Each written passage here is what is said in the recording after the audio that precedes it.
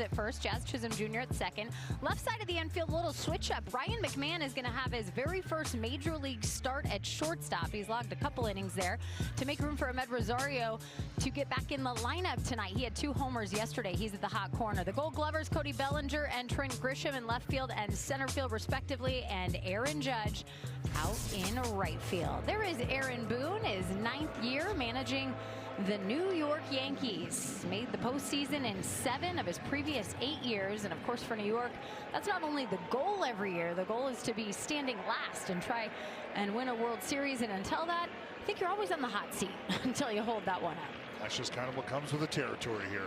All ready to go this Wednesday night, and Will Warren delivers the first pitch. Kurtz fouls it off. First pitch at 7:08 tonight. Just a few ticks past the 7:05 start. It's a soft 7:05 here. The bleacher creatures out and about doing the roll call. Here's the 0-1. Close pitch, and it'll even up on the good eye from Kurtz. Well, I like the fact that Nick Kurtz, first pitch of the ball game, was ready to fire. I talked about the fastballs that you get from Will Warren. As you see the sweeper there, he's got a good 4-seamer. He's got that good sinking fastball as well. You got to look at the sweeping slider. Kurtz with a timeout, now ready to step back in the batter's box. Walked away with a big hit yesterday. He was 1 for 5, but at his first RBIs, and here a swing and a miss. The curveball gets Nick Kurtz to be the first strikeout victim of Will Warren. When you see where they want this and you see where it ends up, that's just good execution on the part of Will Warren. And that's going to be the name of the game. Get ahead with the fastball if he can. I think early on, something he likes to do, and then from there try to expand that strike zone. Shea swings at the first pitch, and he'll dump it out into right field. Langoliers on with a base hit with 1 out here in the first. Well, Swangoliers not waiting around. And that was one of my keys to the ball game as we were talking to Shooty Babbitt and Chris Townsend here before the game. Was you got to be up there, you got to be looking fastball, ready to hit the fastball. And both guys here, Kurtz and Langoliers, offering at the first pitch of the at bat, they saw both fastballs. An opposite field hit leads way for Tyler Soderstrom, all bundled up in the left side of the batter's box. He'll watch the first pitch outside. 1-0.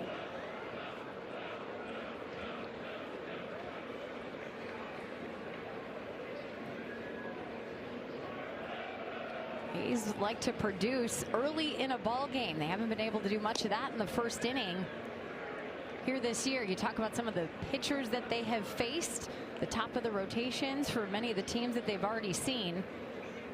Yesterday they had the tough customer on the bump of Cam Schlittler, who hadn't allowed a run, had a consecutive scoreless inning streak of the regular season dating back to last year. The A's were able to end that in the 3rd inning at 21 innings, and that's because they were able to rally through a couple of hits.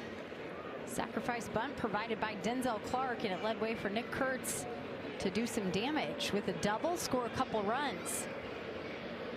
Tyler Soderstrom got involved as well, driving in a run off a double.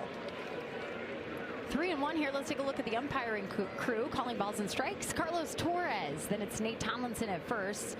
Mark Wagner is the crew chief at second, and Bruce Struckman, who had the plate last night, moves over to third base. Now a full count. Fastball in there, 3-2.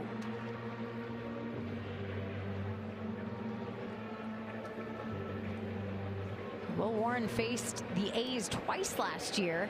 He did issue 5 walks. So far this season through his 2 outings, he's only allowed 2, and that's going to be strike 3. Just caught the corner at 96. Second strikeout for Warren. Well, that's a painted 4-seamer down and away. And I think when you start to see the fastball out of the hand, you see arm side, you might think that there's going to be a little more life on that pitch that takes it out of the strike zone. That wasn't the case. It stayed true. It was that 4-seamer, not the sinker. And that'll be something to log to memory for Tyler Soderstrom in his next at bat.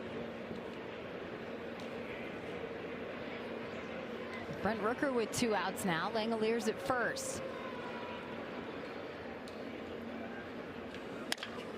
And a ground ball left side. McMahon with the backhand. He'll bounce it over to first. And that will be the final out. A-Strand 1. Luis Severino coming back to Yankee Stadium next.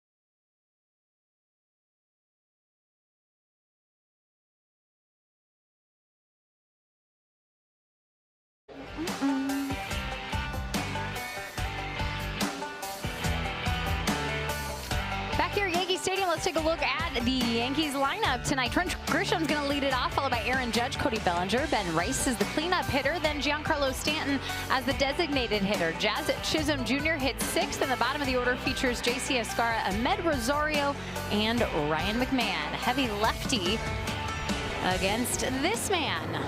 Back where it all began for the big fella. Luis Severino, third start of the season. He had some good times here in the Big Apple, Jenny. Two-time All-Star right here in pinstripes. Finished top 10 in back-to-back years in those All-Star campaigns in the Cy Young voting. 2017, he finished third. 2018, he finished ninth.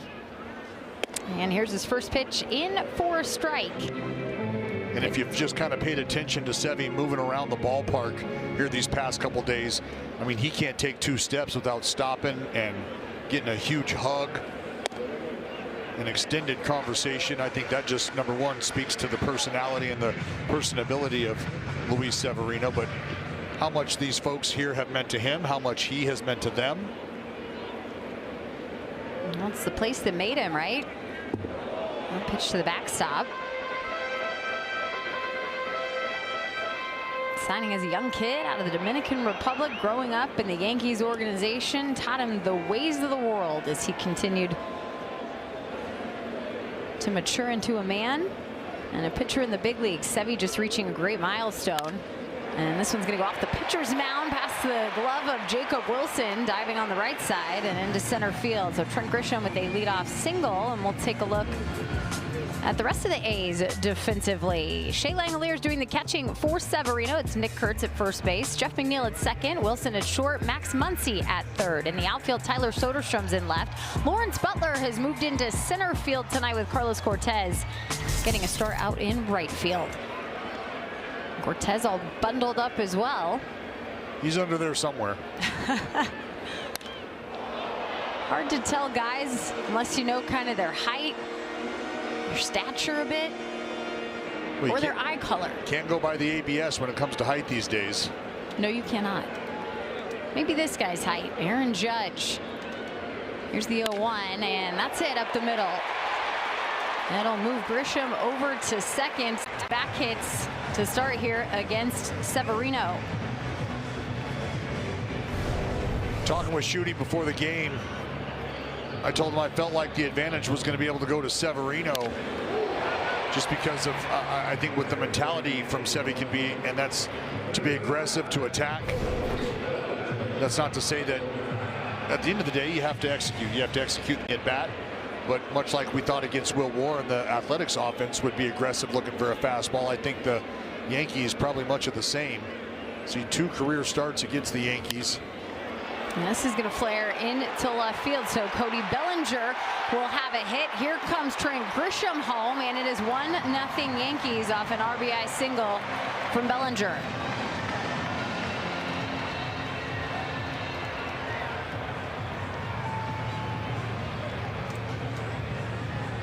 Well, things have unfolded fairly quickly here. I mean, just a handful of pitches into the ball game. This is a 94-mile-an-hour little cutter up at the top of the strike zone. Bellinger able to fight it off, dunk it out there into shallow left. To bring up the left-handed hitter and Ben Rice. Rice has reached base 22 times this season. Through the 10 games the Yankees have played, Rice has played in 9 of those.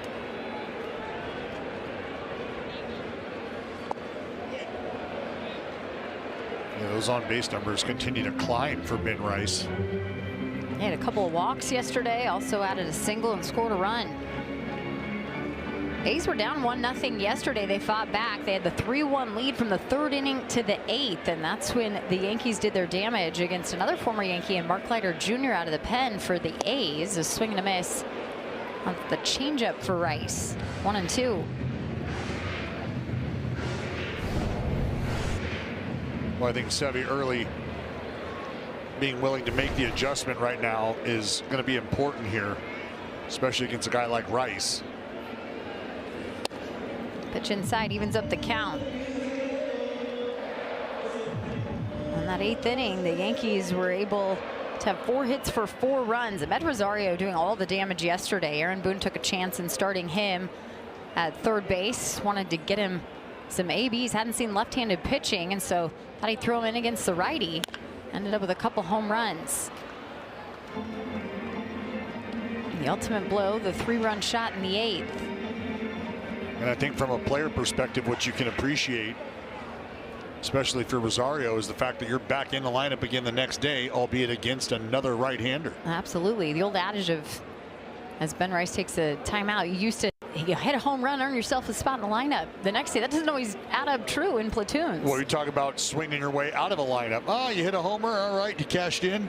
Is that going to happen tomorrow? Probably not. Turn it over to the other fella. 2 on, nobody out. Here's the 2-2 missing well inside as Rice has to jump out of the way. A full count.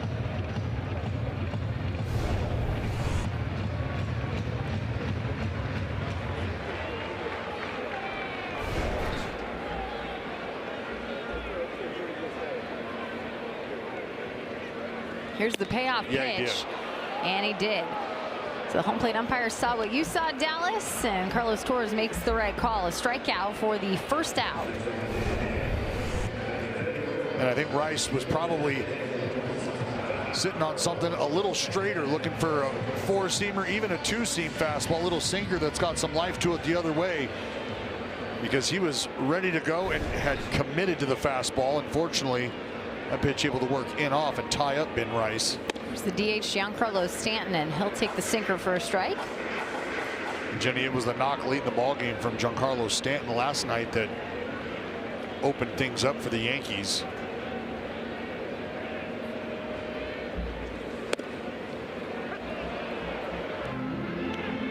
And we saw the reaction off the bat from Jacob Wilson.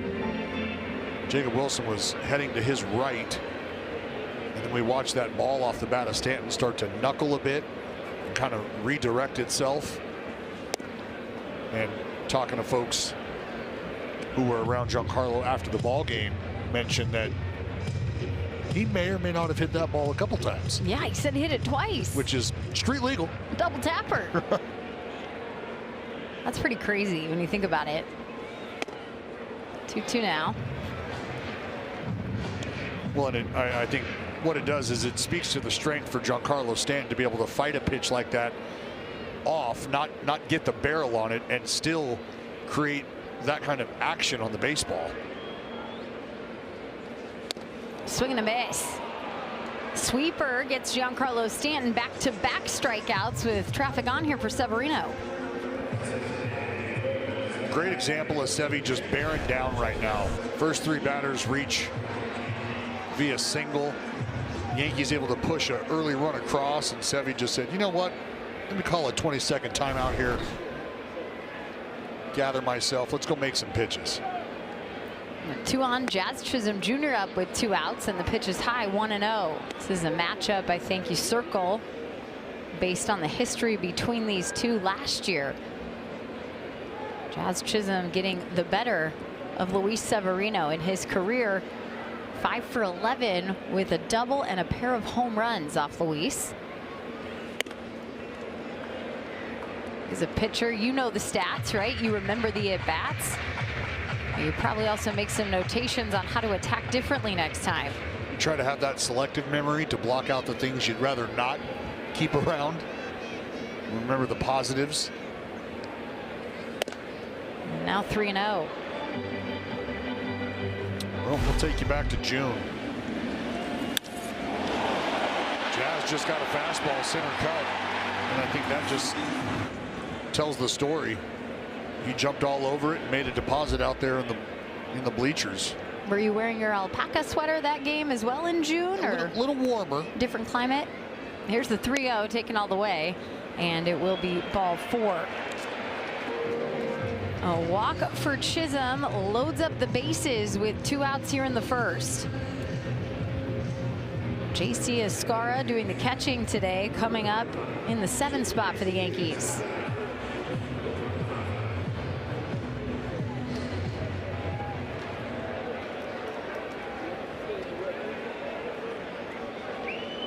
Just 6 at-bats for Escarra so far in the early 2026 campaign. Does not have a hit yet.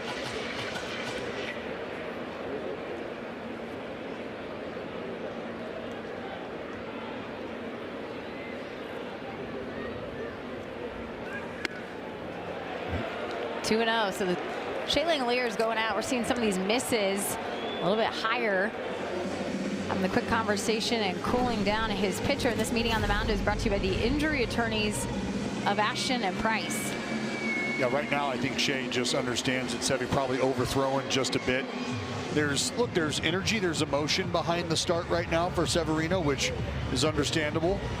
I think the adjustments we saw him make and getting back into the strike zone in the last 2 at-bats against Ben Rice and Stanton,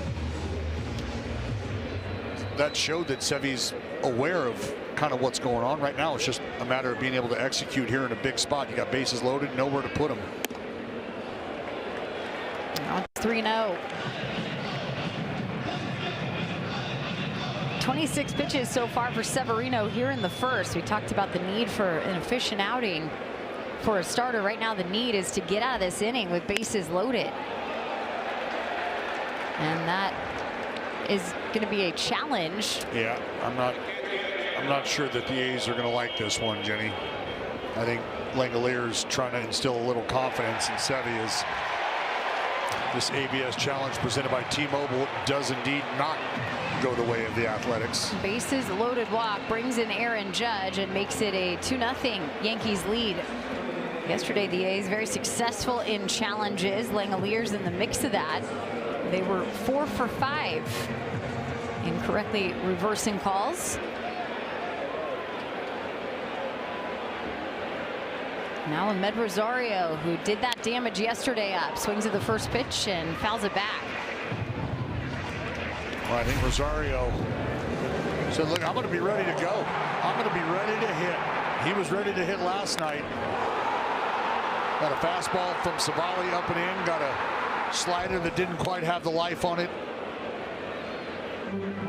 from Leiter, and pretty big ball game for Mr. Rosario, who otherwise was not supposed to be in the lineup, save for just trying to get him some looks. Severino has him 0-2 here. And the pitch in the air, and this is going to travel out of play.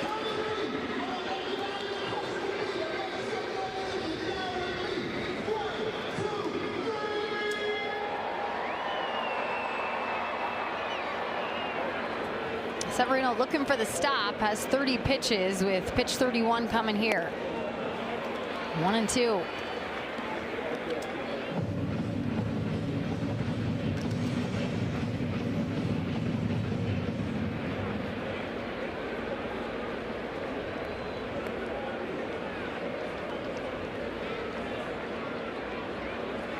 And a swing and a miss. Gets Rosario to strike out, leaves the bases loaded. The Yankees did score 2 and have the 2-0 advantage after 1.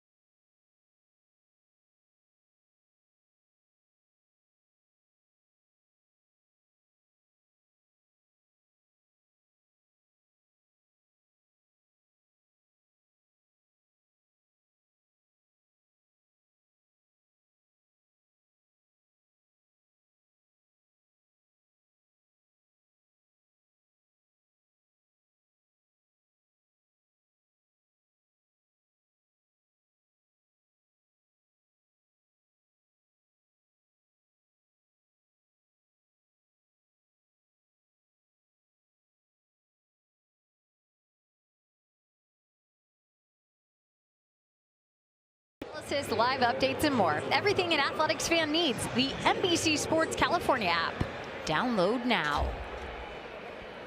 Beautiful shot in New York City. Been walking around, enjoying the sights and sounds. A's are here all week. 3 against the Yankees, 3 against the Mets coming up. And right now in the second inning, the Yankees up 2-0. A's will play from behind once again.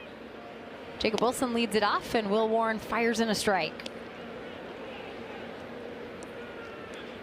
Well, different first inning for each of the pitchers here, Dallas. Just 12 pitches, 8 for strikes from Warren. Luis Severino had a lot of traffic that he had to work through, and this is a shot at Ryan McMahon. It'll bounce, and they'll throw it over to Ben Rice for out number 1. Well, time now for StatCast, powered by Google Cloud. We're going to open up the toolbox and take a peek at what Will Warren is working with. Four-seam fastball about 47% of the time. You see the sinker right behind that doing a lot of the heavy lifting as well. Sweeper, changeup, curveball. Take-home messages. You're going to get a lot of fastballs from Will Warren. And once you start to get to some of that secondary stuff, you see the swing and miss capability. But I think it's a good attack plan that Will Warren has deployed early, which is try to, and there's some folks who disagree with this, Jenny, try to establish the fastball. And I believe it's one of the foundational pillars of pitching. And it's because looks like we're going to have a ABS challenge here presented by T-Mobile. JC Escarra wants to say, well, can we take another peek? And I think he likes it. So the Yankees retaining both of their challenges. The A's have already lost a challenge. Shea Langoliers challenged on a pitch to JC Escarra that was called ball 4. It indeed did go down as ball 4 and scored the second run of the game for the Yankees. A 2-1 count here now for Butler. All bright and cheery. He might be cold, but he's still spreading joy with the color choice of his.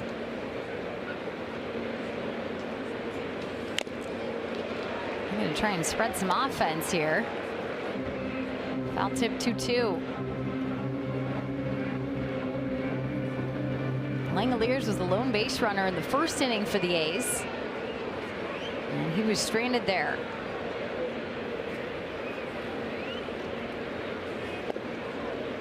Full count for Butler. He reached twice yesterday, both via walks. And I think that's something for Lawrence that's of note, even when you can't contribute offensively, getting some walks in, trying to get on base, make something happen. Well, and I think that is being able to contribute. I mean, once you're on base, I always talk a lot about how that just opened things up defensively. And if you can do that, you're helping the guy behind you. Maybe he's got an extra hole that he can try to find with the ball. 3-2, and it'll miss. So Lawrence will get on with another walk, the third walk here of the series, fourth of the season for Lawrence. And I'll bring up Max Muncy.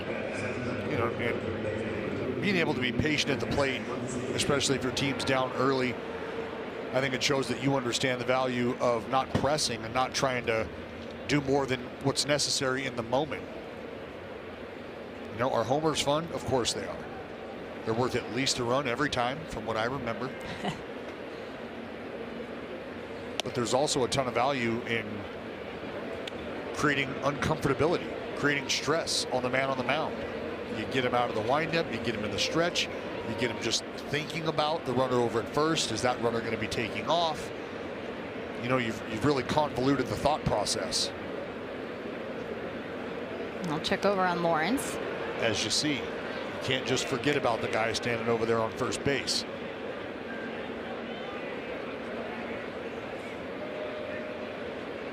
And it's added pressure when there's speed over there. And for Lawrence, we know that's part of his game. 22 stolen bases last year. 2020 season for Lawrence.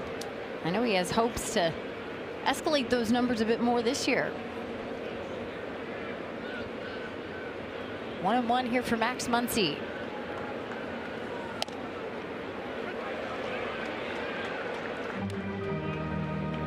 Well, and for the Law Dog, we're talking about a model citizen when it comes to picking your spot.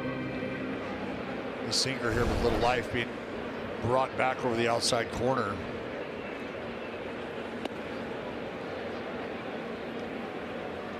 Count even up 2-2.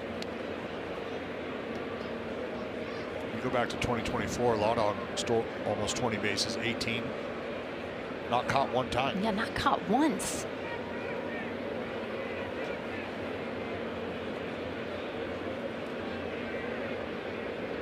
And they'll check over on him again. So 2 disengagements from Will Warren. I'm sure you don't know the feeling of that in this cold.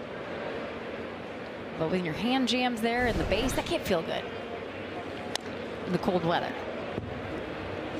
No, it's uncomfortable. I mean, your fingers being exposed. And look, something you obviously account for is the fact these guys are moving around. They've got circulation, heart's beating, blood's pumping. That doesn't mean that the skin that's exposed doesn't feel every bit of that wind chill we've been talking about.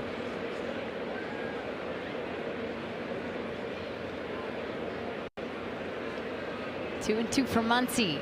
Here's the pitch, a swing and a miss. Waves at the sweeper. That'll be the third strikeout for Warren. Second out here in the second.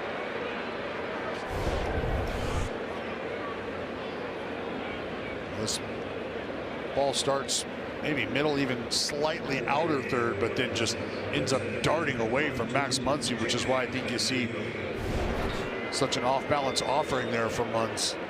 A pretty good pitch there from Warren. McNeil will take a pitch and begin 1-0 against Warren. Jeff McNeil's birthday today. That's Happy right. 34th. Born on April 8th. He's played 4 other times on his birthday, and I think you'll like the numbers. Well, let's go back to last night, Dallas, because he had a couple of hits that we liked as well. We did. He looked very comfortable against a guy who's made virtually everyone he's seen uncomfortable up to this point. That's Cam Schlittler. A couple of hard hit balls, pull side right back up the middle. Here's a ground ball, and it's rolled over to Ben Rice, who will grab it and step on the base. Butler left it first. We'll go to the bottom of the second.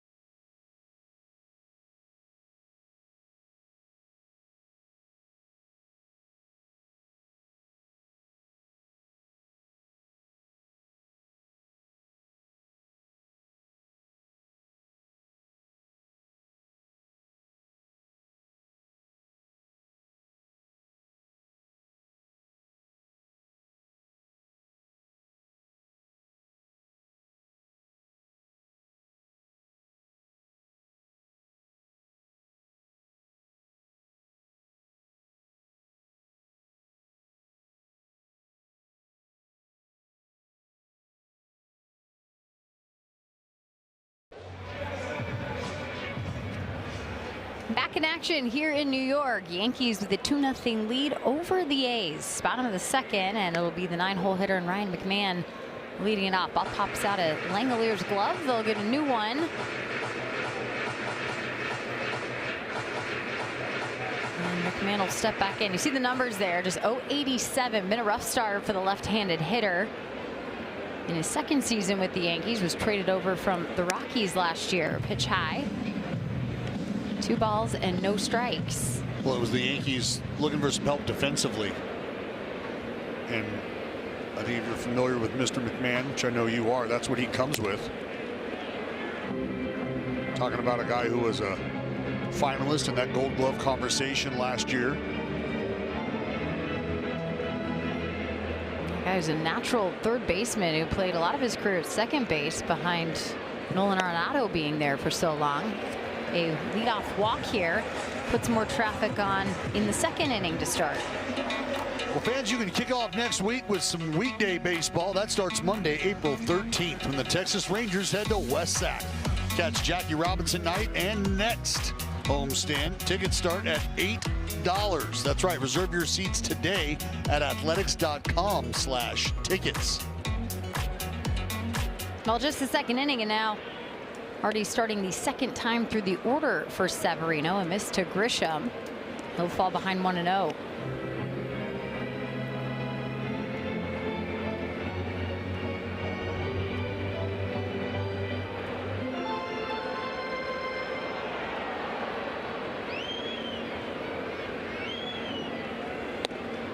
Pitcher missing outside.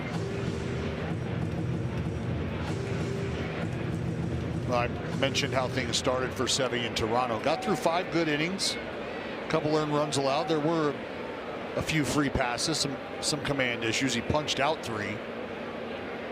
84 pitches to get through 5. This ball is fouled back up near us. But then his next outing, Jenny in Atlanta, I mentioned, wasn't feeling great. Right under the weather.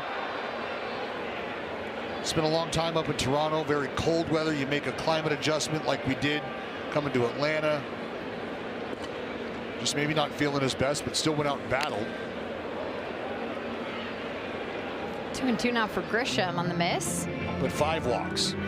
So 8 walks over those first 2 outings. And tonight, unfortunately, 3 more free passes here within the first 2 innings. Already up to 11 walks over the 3 starts, and just entering that second inning of the 3rd start here for Severino. Like many of the WBC participants, an interesting spring training because you're leaving camp to go participate in games that mean a lot. There's a strikeout. The sinker catches Grisham looking. So 4 strikeouts now to those 3 walks we were talking about. Well, time now for the Old Spice Fresh Stats. Let's take a look at the home run leaders in Yankees history because Aaron Judge is up there in the top 4. How about that? 370 homers for Aaron Judge, the captain of the Yankees, and in some pretty good company as that pitch is high and inside, 1-0. Babe Ruth, Mickey Mantle, Lou Gehrig, of course, sitting right ahead of Judge, but it's going to take, I would say, what, 3-4 more years at the rate that he was hitting homers last year? A couple years ago, 62 homers for Judge. Late timeout called. There's some meat on the bone for sure before he starts knocking on the door of Lou.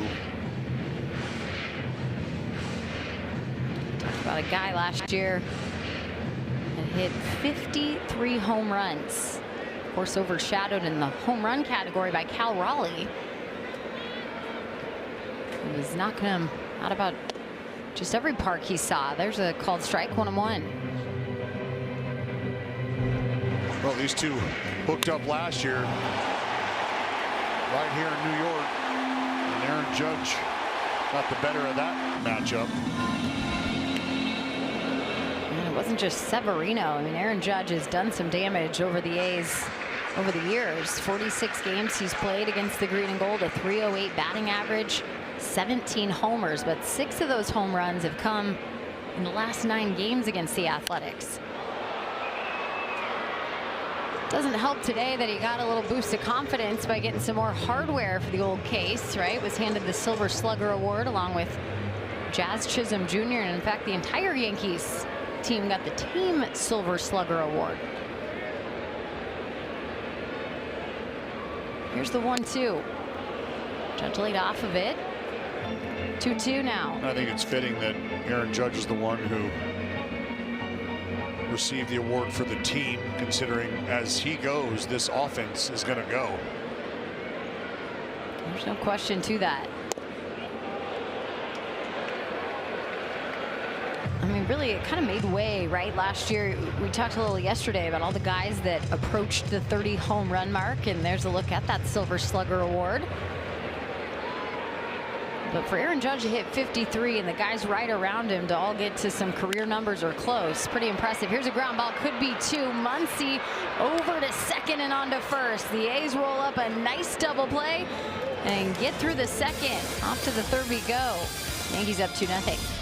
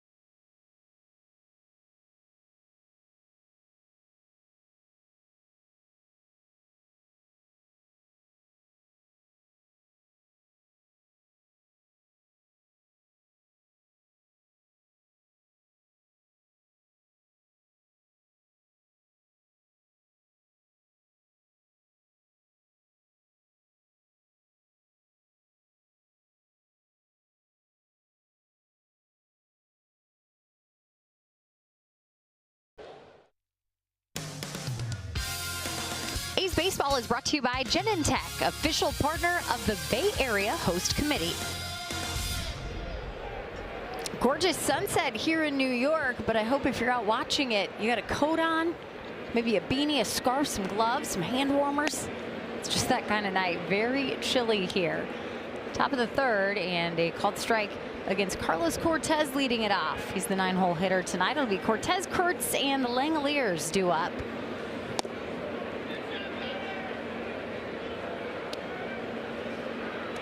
So Warren approaching the end of the first time through the order. He's allowed 2 base runners, a hit to Shea Langoliers in the first, and he walked Lawrence Butler in the second. Jenny, I got to believe the Yankees have high hopes for Will Warren, especially coming off the season he had last year. Here's a ground ball, slow chop to shortstop, and Ryan McMahon has been playing some nice defense out there at short for his first major league start. But speaking of nice defense, Dallas, how about this from Jeff McNeil? Well, it's a good job by McNeil, who gets to the bag early, and the throw takes him up towards the first base side just a bit. You'll watch him kind of stretch out right there and get out of dodge and clear that right leg just enough. And that's why I love the game of baseball, because if you watch it and you watch each position requires certain footwork, and you can utilize your hands, you can utilize your feet in such a way where when you're efficiently moving, it looks like ballet. It looks like a dance. And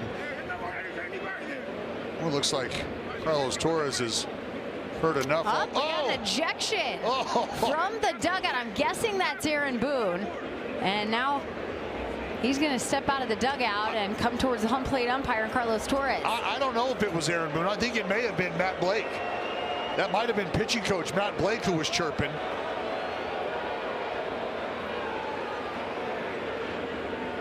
I mean, we know that Boone's not afraid to go for a run early. Not afraid. But Carlos Torres, whatever he had heard enough, and he's probably heard it a few times. And yeah, Matt Blake's going to hand the binder over, and that's going to be it for the pitching coach, it looks like. Wow. Thought for sure it'd be Aaron Boone, and I hate to make that judgment, but to your point, oh, it's a fair assumption. We saw him get tossed in a first inning here last year. Yeah. Well, and what was kind of comical about that is Aaron Boone got ran, and I've seen this back in the Coliseum. Aaron Boone got ran for something that people behind him were saying. Let's go back to the pitch that they did not get the call on, and you see J.C. Escarra just bring that pitch that's in off the plate way back, basically into the middle of the strike zone. Well, I think we're going to see this a lot more, Dallas, because you talk about arguing balls and strikes. We thought that the ejections would cut down a bit with the ABS challenge, but this is going to be served out into left field, and Nick Kurtz will add the second hit of the game for the Athletics. He's on with one out.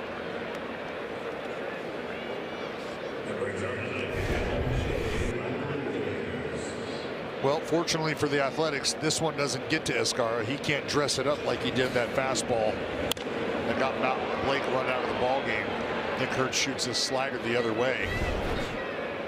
But I think we might see this happen a bit more often, because you talk about the fact that teams have an ABS challenge to use as the pitch is outside to Shea Langoliers, and umpires are kind of sick of it, right? If you have a challenge, we've heard a lot of them chirp back to pitchers or catchers, even hitters. You got a challenge, use it. Stop complaining about it. Well, in that moment, you know, just based on what you just said there, that's where the pitching coach, the manager, nobody in the dugout has the ability to use the challenge. Correct.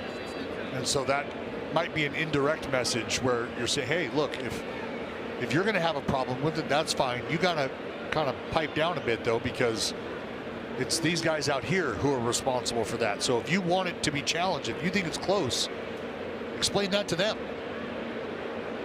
Here's the 2-0 to Langoliers, foul back.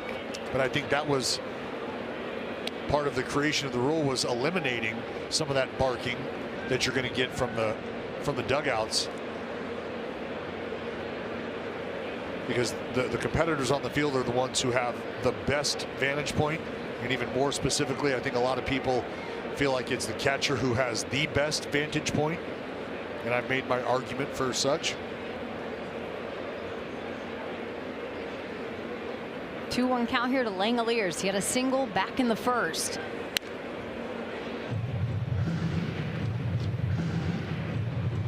But we had just a brief shot of that dugout, and you can see Matt Blake was chewing on Carlos Torres.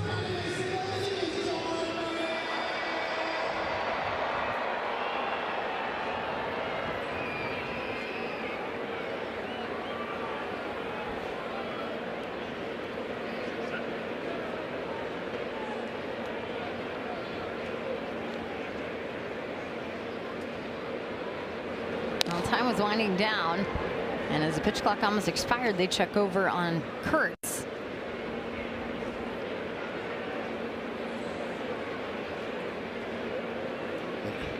It's funny to think, you know, hey, this time you're right, it wasn't Boney, but as I mentioned before, we've seen him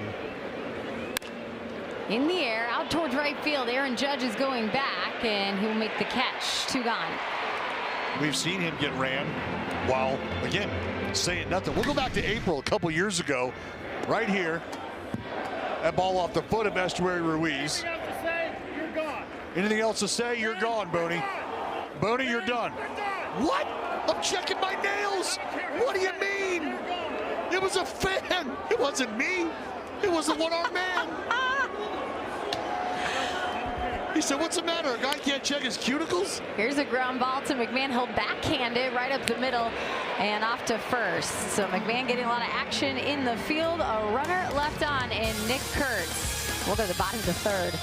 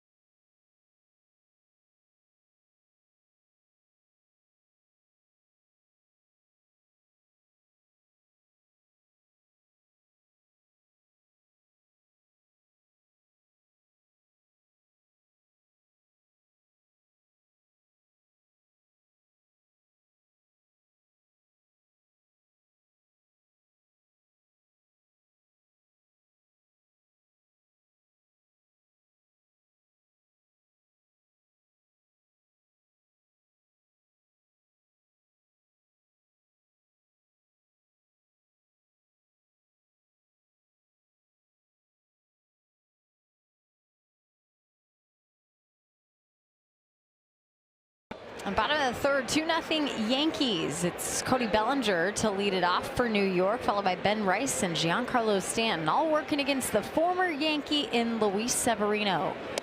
Back here at Yankee Stadium, he issues a strike off the sweeper to Bellinger. Well, it was a nice comeback inning in the second for Severino after he faced 8 batters in the first and allowed the 2 runs. It was a leadoff walk to McMahon, a strikeout, and then use your defense. Get that double play going. Bellinger pops this up high in the infield in foul territory. Langoliers there. Severino was going for it, but he gives way to his catcher. Chase like, man, I got you. I got you. The PFPs are over. Well, we've already seen Sevy make a play this year.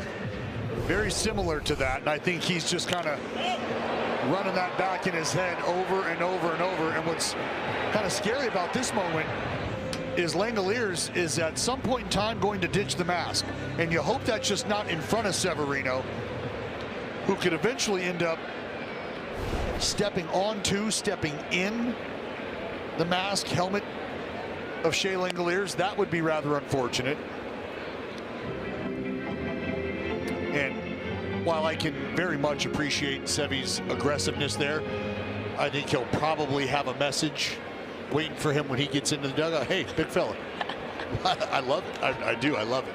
What I love more is you healthy on the mound, and as they try to convince us, pitchers tell us, let the athletes take care of it. But that's where I say. That's why you're always promoting them as athletes. I get it. I get it.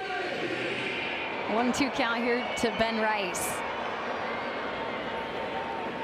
Rice struck out in the first. Severino has 4 of those tonight.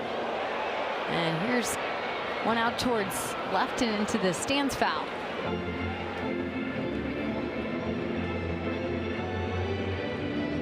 Rice has kind of an interesting story in terms of the way he's progressed as a catcher, much like Tyler Soderstrom, right? Moving over to first base, finding a position in the field, getting that bat in the lineup, but they still like to have him as the option of a third catcher. So unlike Tyler Soderstrom, who has finally offloaded that heavy catcher's gear, he still puts it on. I saw him walking in from the bullpen earlier today. So they have to make sure that he is still prepped and ready behind the dish when needed.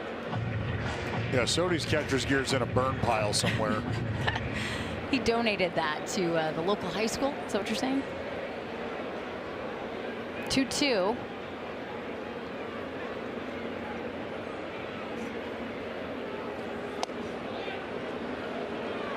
Now full count. Close Very pitch close, there. yeah. I think Sevy wanted it. Very, very close. And the payoff pitch. Strike 3. Strikeout number 5 for Sevy. Really got Ben Rice the first time on a slider. That was waving at it. This one, he just can't pull the trigger. Can I help you, Mr. Rice? Yeah, no thanks. Just looking. Now 2 outs, that'll bring up Giancarlo Stanton, and he will also take the sweeper for a strike. Well, I pointed this out in yesterday's ball game, but Stanton just looking a little more spread out with that lower half. I think at times we've seen him more upright, but you have noticed the progression, and this happened right after he got drilled in the face in that scary moment, and upon re-entry into the game a week or so later, he said, you know what, or not a week or so, excuse me, I mean, he spent some time on the IL, but he was closed off, and it was just because of how much he was flying open coming off the baseball, and understandably so. But now just appears to be that much more spread out as opposed to in a more upright position. After 2, how much do you think has to deal with his upper body, with the elbow injuries that he's had, and trying to get into his lower half? You know, a little bit more in certain things. Just a total guess, but a guy that's dealt with so many injuries, you wonder how often that kind of changes and transpires your mechanics over time.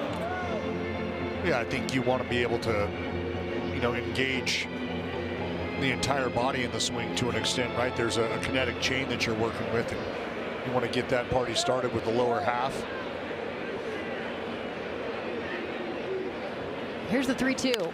That's right back underneath the legs of Severino, and McNeil will handle it in the field. 3 up, 3 down. We'll go to the 4th as Severino is slow to get up with a smile.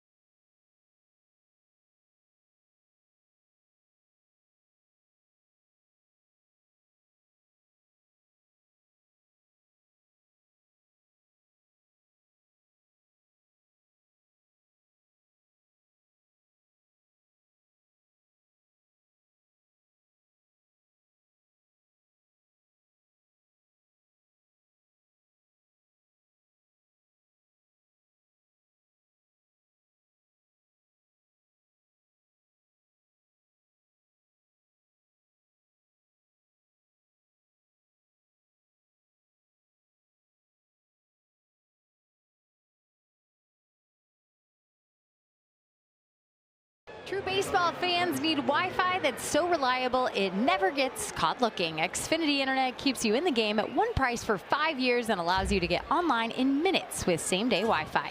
Xfinity, imagine that. Well, the city that never sleeps. But you might want a heater because it's really cool though. A bit brisk. Very brisk. 1-0 count here for Brent Rooker in a 2-0 game. Yankees score both their runs in the first inning. We're trying to get going here on the season. 0 for 1 today. Had a ground out.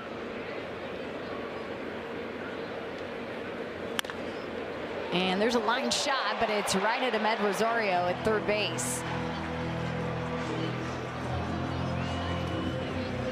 Yeah, this ball gets down, it's probably a double for Brent Rooker.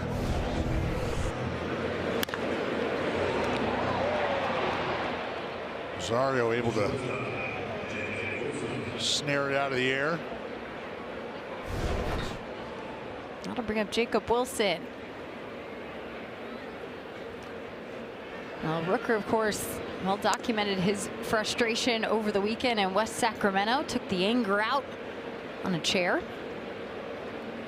Turned that into a couple homer day on Sunday. Was the hero in the walk-off against the Astros.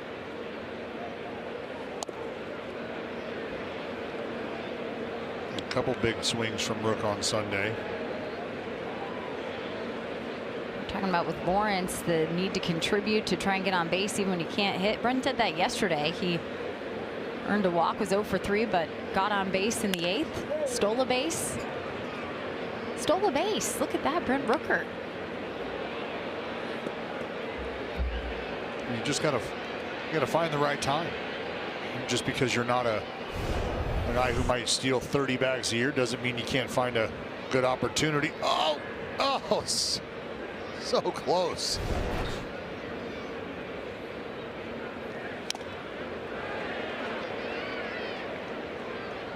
Two and two now for Wilson.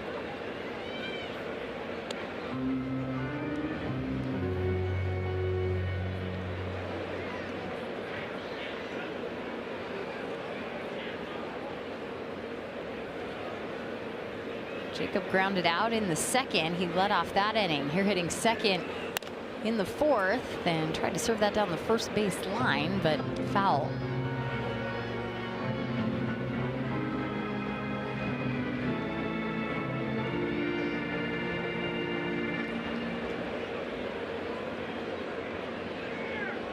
Here's the 2-2, and Wilson with a swing and a miss. 4 strikeouts for Warren.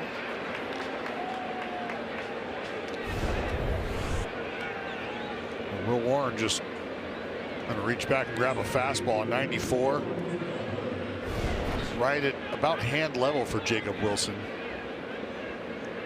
Brings up Butler for the 2nd time tonight. Jenny, Will Warren has, as we've seen tonight, shown the ability to garner the swing and miss. You go back to last year, he led all rookies in starts, 33. That led the league.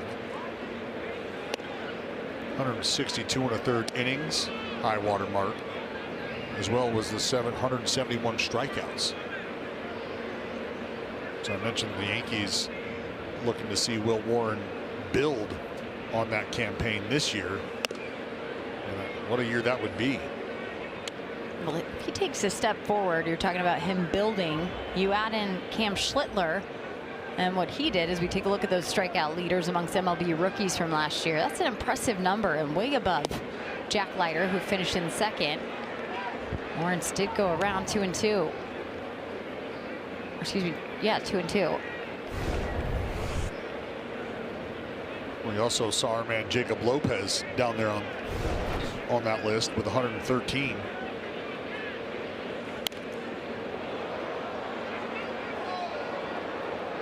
But if you have Warren, Schlittler, you see Ryan Weathers tomorrow, the left-handed starter, of course. You look at Max Fried, you look at the addition you're going to get, which is crazy, and Garrett Cole at some point this season. Luis Gil's supposed to be back soon for the club. Carlos Rodon making his way back. I mean, this is a very deep roster of starters. Well, you'd be happy getting either one of those 3 back. Yeah, either one of those 3. And the fact that you're getting all 3 back at some point in time. Now you start to look up and down the rotation and go, where are we going to fit some of these guys? So a good problem to have, I think, if you're Aaron Boone and the Yankees. Here's the payoff pitch to Butler with 2 outs, and into center field. Lawrence Butler getting on base with a single.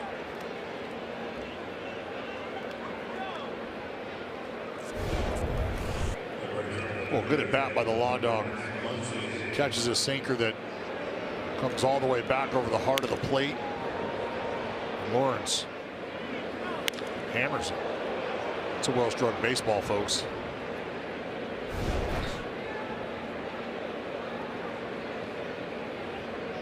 Here's Max Muncy. He swings at the first pitch, and that's going to get past a diving Jazz Chisholm and into center field. To second, Lawrence will go.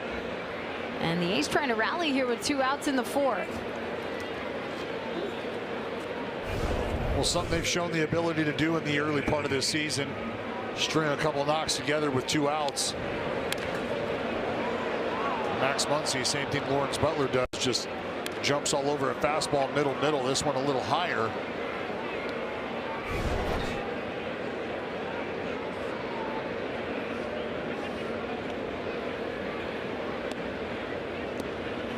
Gives Jeff McNeil an opportunity here with a runner in scoring position for the first time tonight for the Athletics. Told you he had nice numbers on his birthday. He's playing in his 5th birthday game, and here's his nice numbers in his career at Yankee Stadium. .364 is the batting average. He's piled up over 40 hits in those 20 games. Had a couple of them last night, a pair of knocks and a walk. But on his birthday, Dallas, 6 for 12. Sure. With a home run. Oh, yeah. So give yourself a nice birthday present here, Jeffrey. .338 is the batting average for the A's this year with runners in scoring position, and that's going to get through. Lawrence had some interference with Ahmed Rosario, who was playing third, while in the base path he's safe at home. Jeff McNeil knocking in the first run for the A's. It's 2-1. Well, it was going to be interference either way.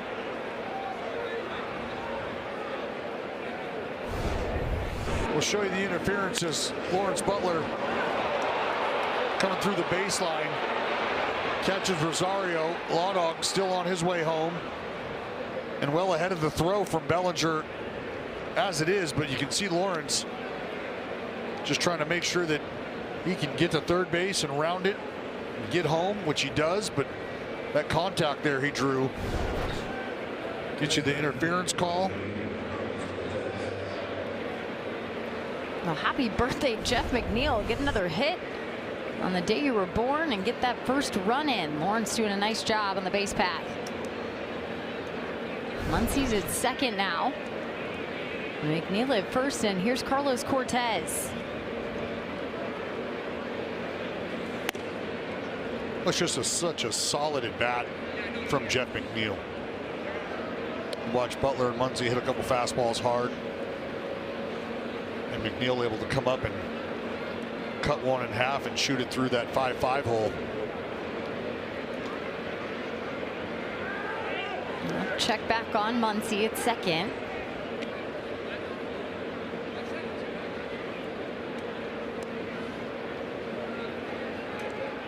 One of the big reasons the A's were excited to take a look at McNeil this offseason. Put another contact hitter in your lineup along with what Jacob Wilson can do. Spread those guys out. Get runners on, get them in. Well, it's a couple tough at bats. It's a couple guys that I think you feel pretty good about being able to, what you just said, you have to put the ball in play. High contact rate hitters. 2-1 now.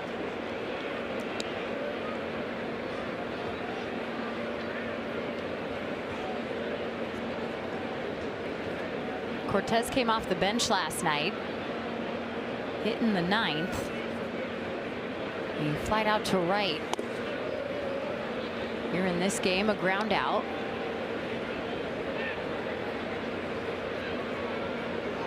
Not too many opportunities this year, Dallas, but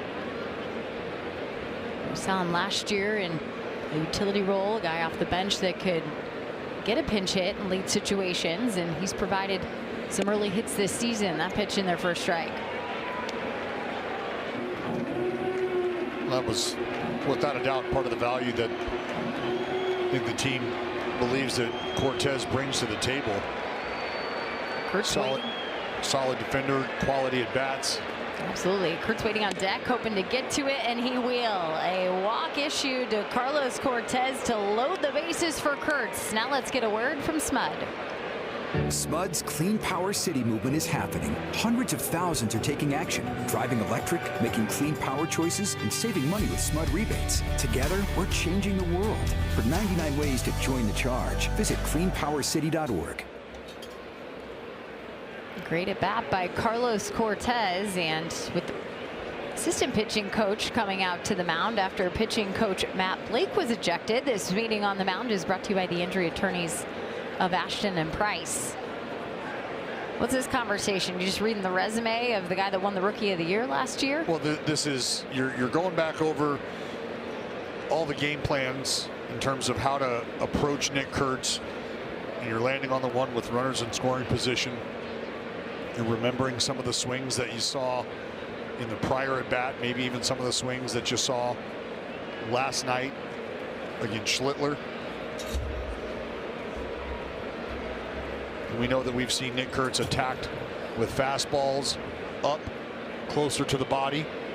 We know that we've seen him attacked with breaking balls kind of out of that same tunnel, down and in from right-handers, which is how they took care of him in his first at bat of the ball game.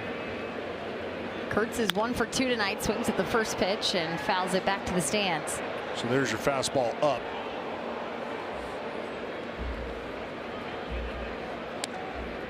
See that batting average in his career with bases loaded. 333 and a couple grand slams. Provided a lot of fun in West Sacramento last year. And if Will Warren thinks he's going to get away with spinning one, it better be down. And it was. But Nick Kurtz is just a guy. If you're going to give him something soft coming down and into him, it better be down. Otherwise, he drops the head, and it's going to be 3 left turns and loud noise. Called strike 1 and 2. Pen up and warming. Cade Winquist, who came in the game yesterday, seen some action in the bullpen. Muncy at third, McNeil at second, Cortez at first. Bottom of the order set the table. 1-2 for Kurtz. That kicks away. Here comes Muncy home, and he's in there. Ball game tied at 2. What a fantastic read by Max Muncy. He saw this ball squared away, and you want to have a good secondary lead. So should this ball, as it does, leave that circle, you see Max Muncy top of your screen, did a great job of ending up on his right foot. You see that right there. That right foot is where he's got the weight as the pitch crosses home.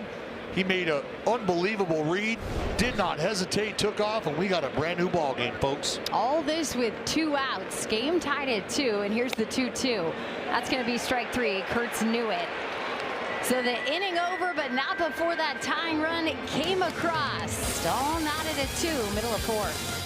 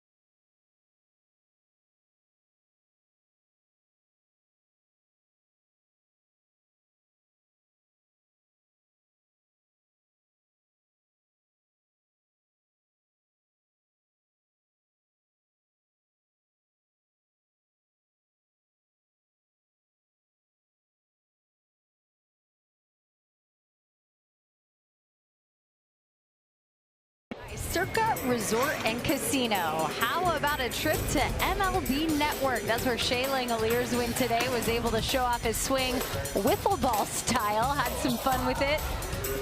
With the boys there in the studio, even signed the wall. Always a good trip to get over to New Jersey. Out there in Secaucus, where the headquarters are for MLB Network. Shea having a lot of fun. Tyler Soderstrom joined the morning show yesterday. It's been good to see the boys in the green and gold getting out there on the national stage. All tied up at 2. Jazz Chisholm Jr. leading it off for the Yankees here. And he'll foul off the pitch. Chisholm, Escara, and Rosario due up. What a great top of the 4th. Ace had 2 outs. Lawrence Butler got on, followed by Max Muncy. Jeff McNeil drove in a run. And with bases loaded and Kurtz up, Muncy able to read a wild pitch and get to the plate and tie things up. Reset it for Severino. We just like to see this offense perform on all fronts. Quality at bats, we've seen those. Picking out good pitches to hit, we've seen that. And the job's not done once you get on base, whether it's going first to third or making great reads like we just saw from Max Muncy. You got to play a complete ball game, and this is what you have to show for it. Tie ball game after falling behind early.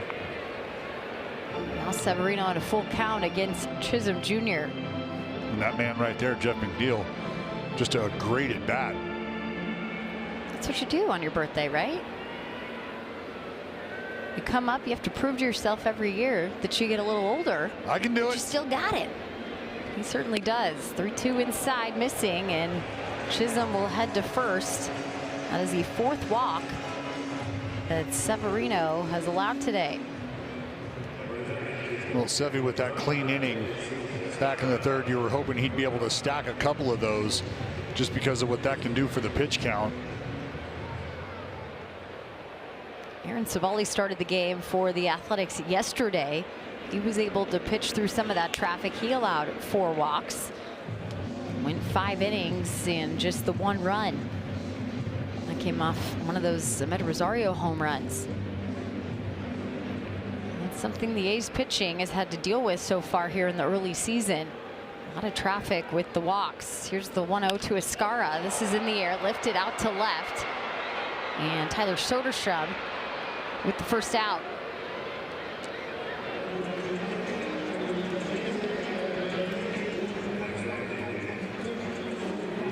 One gone, one on. That'll bring up Ahmed Rosario.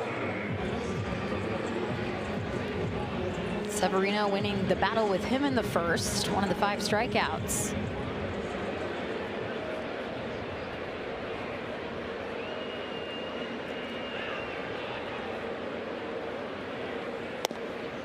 Swing and a miss.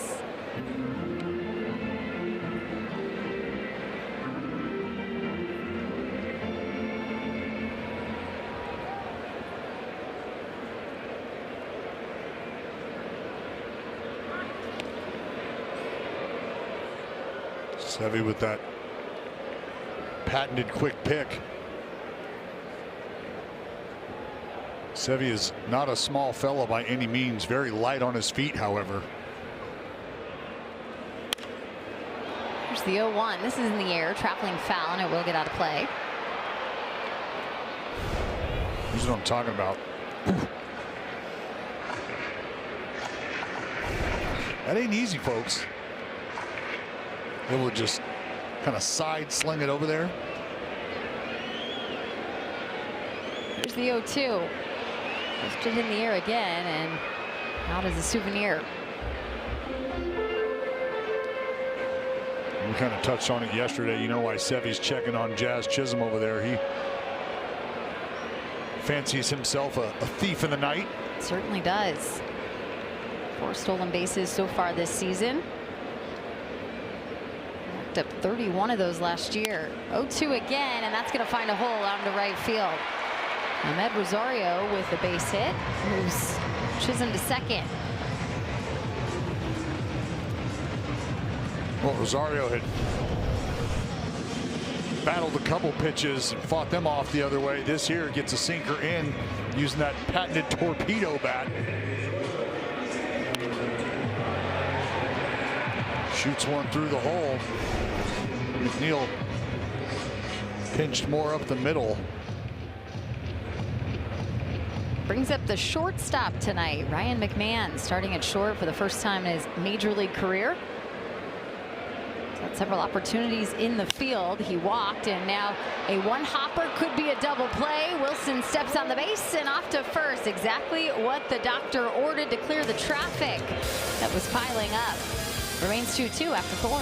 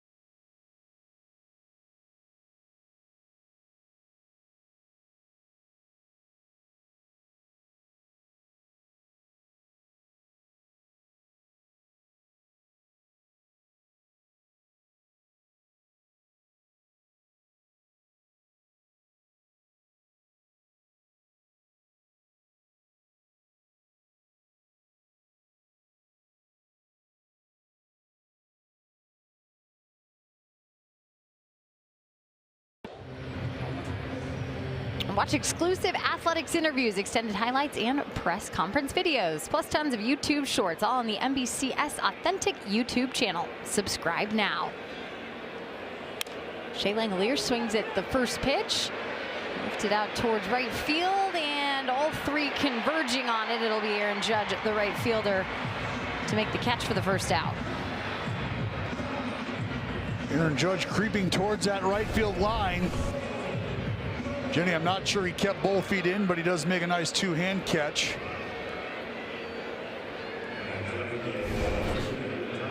Drag the foot, it's good in the NC2A.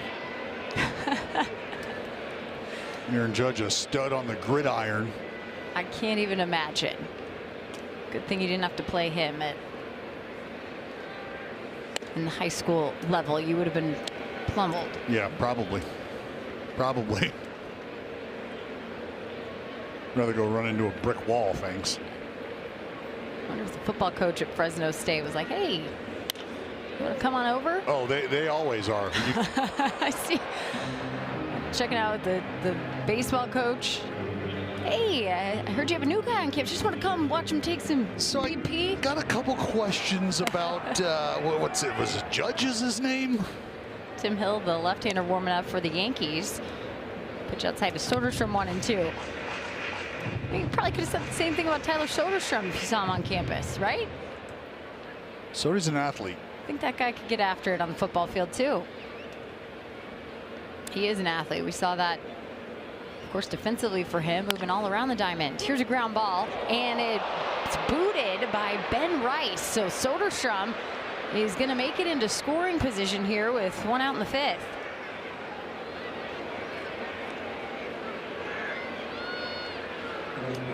Well, that'll go E3 for those scoring at home.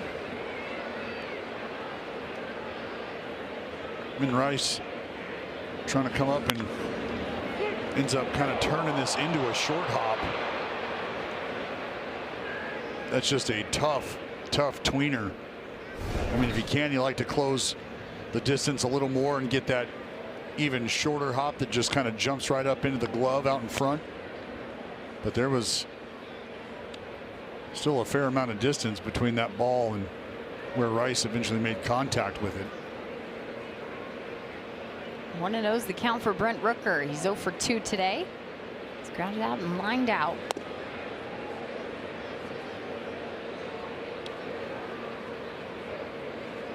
Rooker, the Mississippi State product. That's a school that Will Warren dreamed about going to as a kid from Brandon, Mississippi. But believe it or not, the guy that stands 6'2" on the mound right now is only 5'4" his sophomore year in high school with a 78-mile-per-hour fastball. So the Bulldogs weren't coming to call anytime soon, and by the time he grew into his body and got closer to college, the offer was from southeastern Louisiana. But I have a feeling he still roots for the Bulldogs, and he will let this one head down to first base of the walk. First and second here.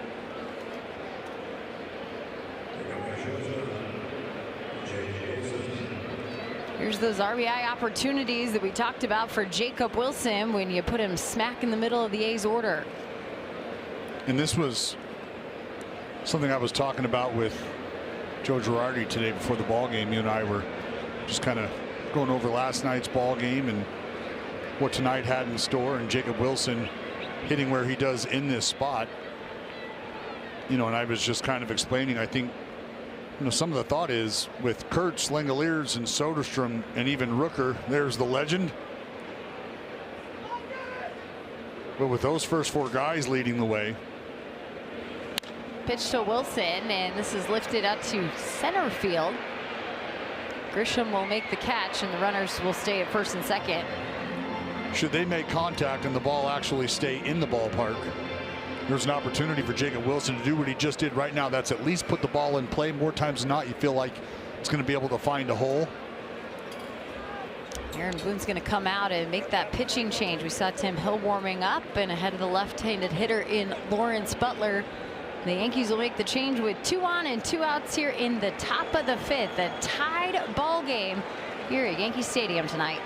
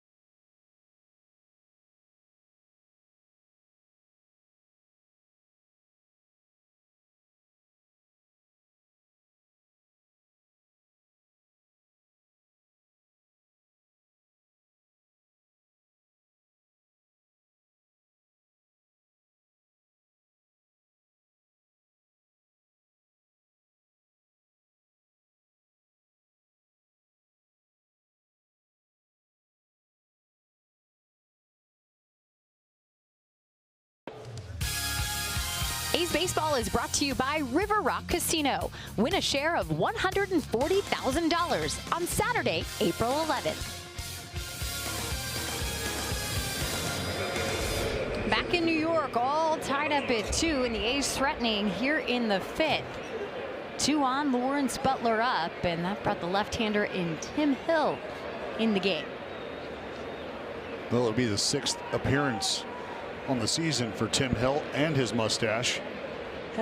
Travels with him, huh? Pitch to Butler, he swings at it, a grounder back to the pitcher. He'll flip it underhand to Ben Rice, and the A's threat will be over, leaving 2 on. We'll go to the bottom of the 5th. Ouch.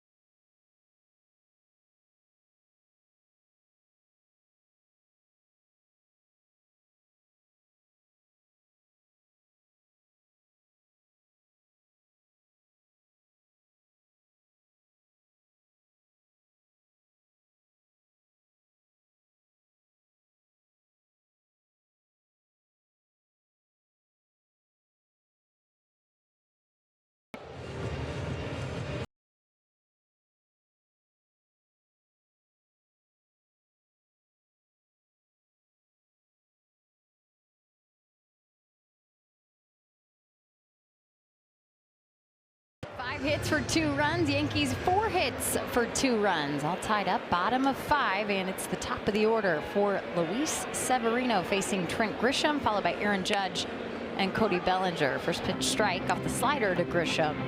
Grisham didn't like it. I think Grisham might have an argument here. I'll go with the ABS challenge. And it is a ball. So Trent Grisham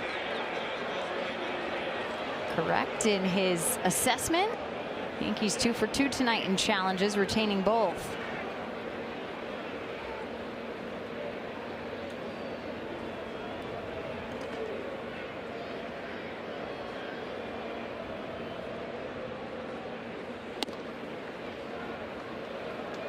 Two and 0, 1 and 2 is, or excuse me, 1 for 2 is Grisham tonight. Had a single in the first. He scored the first run. And so struck out looking against Severino.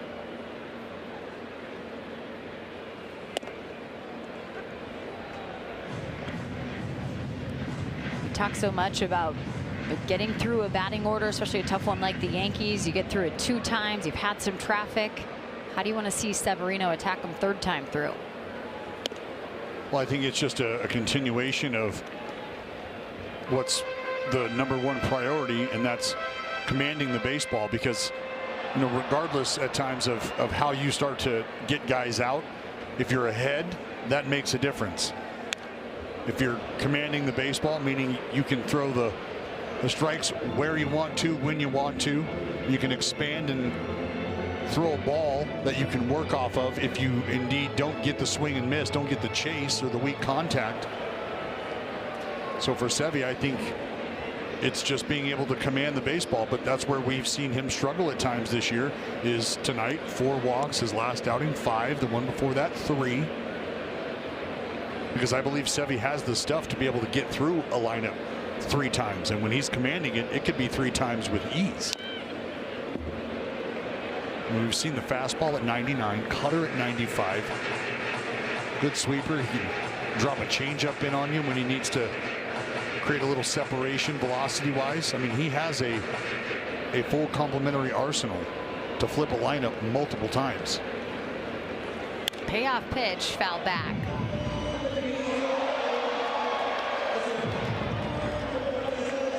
You know, and that's where, for Langoliers and the rest of the pitching brain trust, you're just going over how you've disposed of these guys in the first 2 at-bats.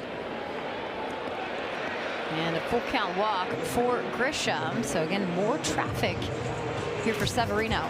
We're calling all college and grad students. You can grab your friends and head to the ballpark with this special offer we have just for you. You can get $10 tickets on select regular season ball games throughout the 2026 season.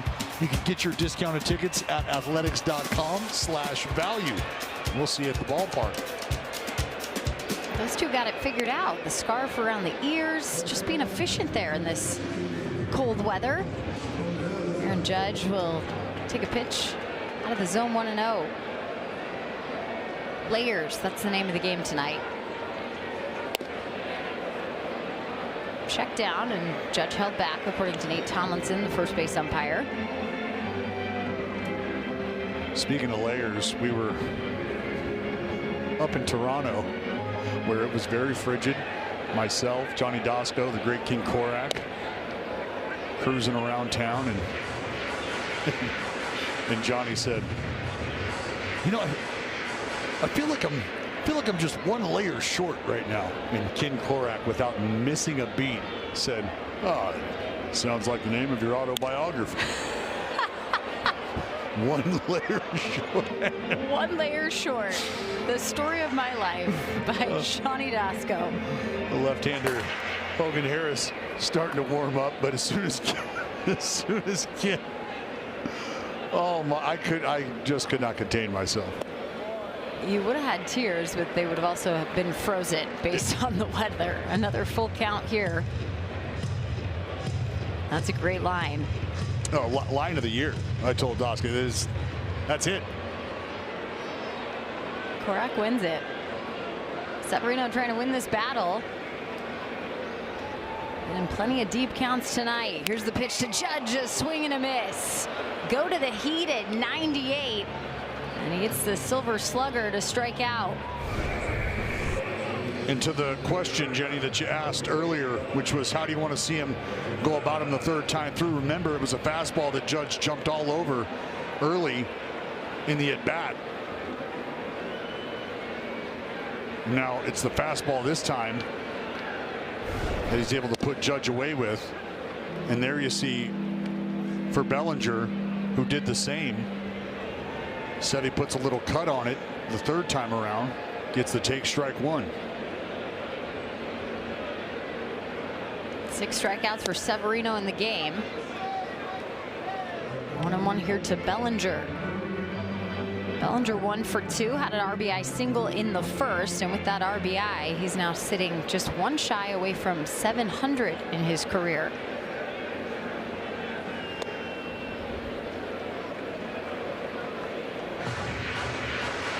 It's an interesting offseason for Bellinger in terms of being coveted as a free agent. Where would he go? Ends up coming right back to the Yankees. We now see Scott Barlow joining Hogan Harris, so righty and a lefty warming up in the A's pen, and a big hack from Bellinger. He misses 2-2.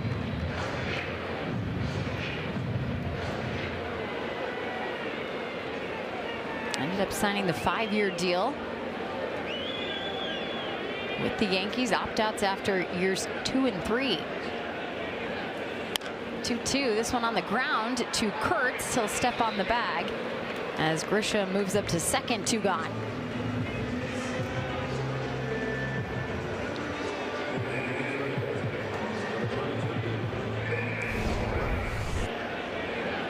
And Bellinger tops this slider. A couple of candy hops on over to Kurtzy. He'll take care of business himself.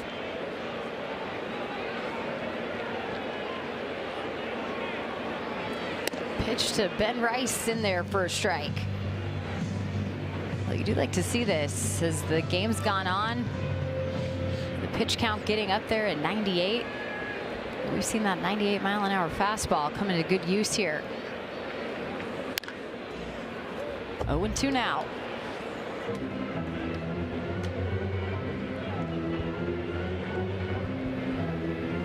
Severino's gotten Rice to strike out both the times he's been up tonight.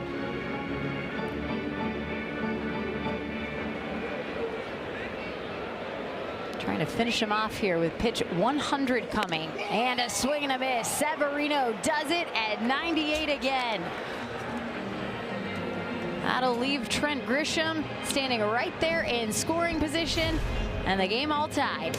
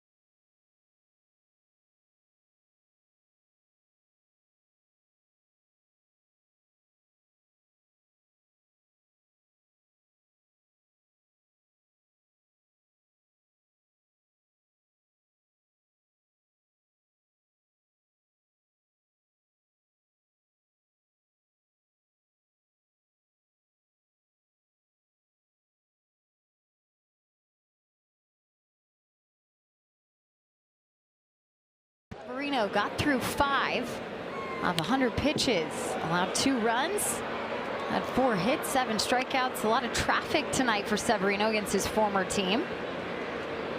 His offense helped him out in the 4th, tying things up with the 2 runs they scored, and now it's the bottom of the order trying to get back to work. Max Muncy fouling a pitch back, 0-2. Muncy, McNeil, Cortez.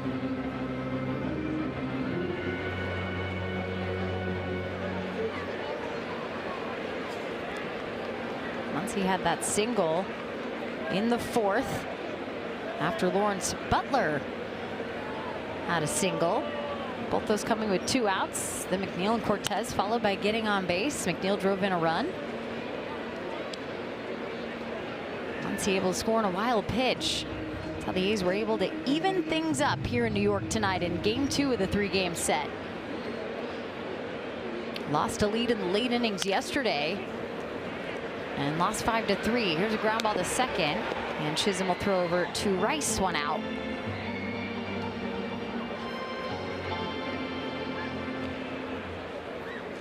The A's through 10 games this season as we take a look at Camilo Duvall. The righty warming up for the Yankees. The A's just 3-7. And you look at how the season's played out, coming in, a lot of excitement about the high-powered offense, and so far the offense just averaging 4.3 runs per game. 43 runs, the 4th fewest in the American League. Jeff McNeil swinging through 1-1.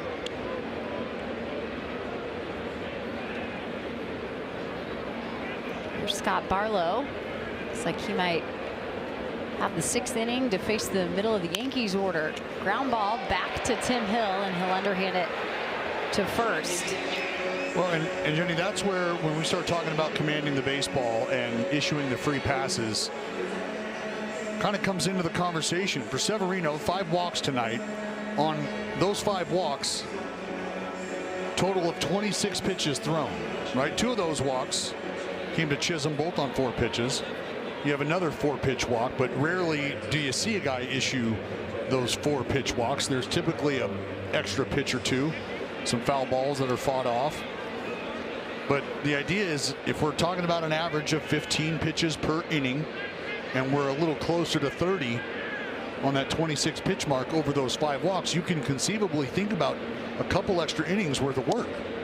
Darell Hernandez is the pinch hitter for Carlos Cortez here with 2 outs. And that's what frustrates a starting pitcher, is you're well aware of what those free passes mean when it comes to the longevity of your outing.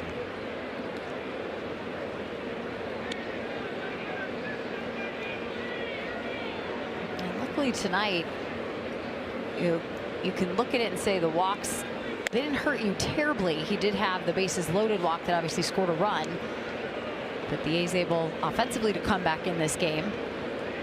But it's still, to your point, whether you're putting the base runners on, you're putting more pressure on yourself, you're racking up the pitch count, you're shortening your outing, you're putting more pressure on the bullpen, right? Well, those dominoes. That's the difference, is when you zoom out, sure, you didn't have a walk that scored. And a ground ball, slow roller to third. About Rosario coming in. Hernandez is going to get on an infield hit here with 2 outs.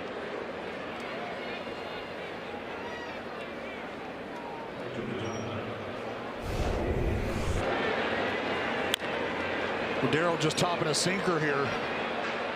But with where Rosario was positioned and the hustle of Hernandez down the line, Rosario no other option other than to tuck it in the back pocket. Looks like he will be lifted for Denzel Clark. So the A's utilizing their bench here in the 6th after the pinch hit from Darell Hernandez. Get Clark in the speed on base. With Nick Kurtz up here and 2 outs. Both the runs scored with 2 outs tonight.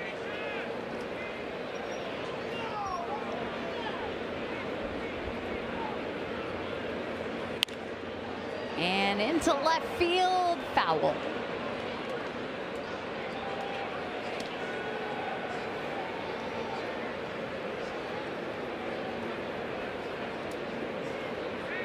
Kurt Single came back in the 3rd inning. He also had 2 strikeouts against the starter in Will Warren tonight. Yankees starter lasted 4 2/3.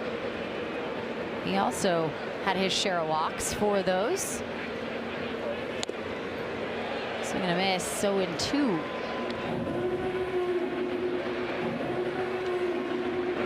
Here's the hit. Kurt's got a fastball, drove it up just right of center field.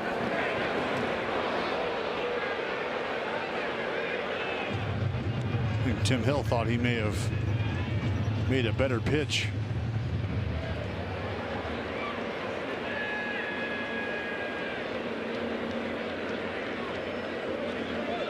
Park will head back to first. That double last night in the 3rd for Kurtz. Drove in 2 runs. Those were his first runs batted in this year. And trying to bat in another, Jazz Chisholm Jr. reaches out and makes the catch. Robs Kurtz of a hit. And that ends the threat here in the 6th. Nice defensive play from the second baseman for the Yankees.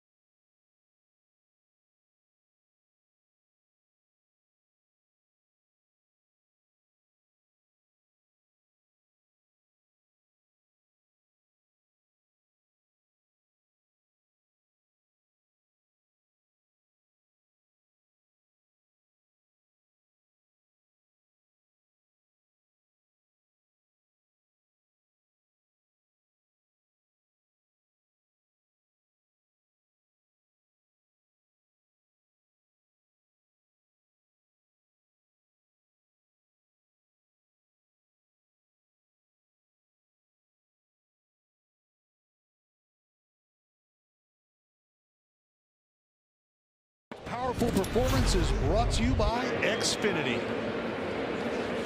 Sevy back in the Big Apple and back to business. 5 innings, 4 hits, just a couple runs across by Sevy, who finished his outing in emphatic fashion, blowing fastballs by Aaron Judge and Ben Rice. Close out that 5th inning of work. Scott Barlow in now against Giancarlo Stanton.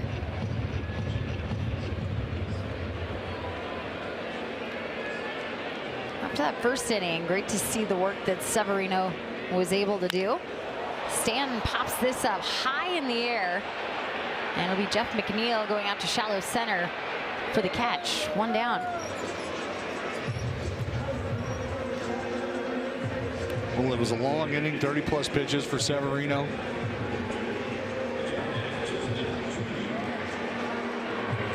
For him to be able to reel the outing in, get yourself through 5 innings. Again, even with the 5 walks.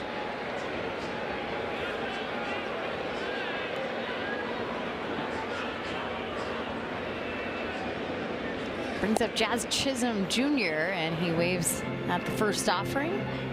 0-1.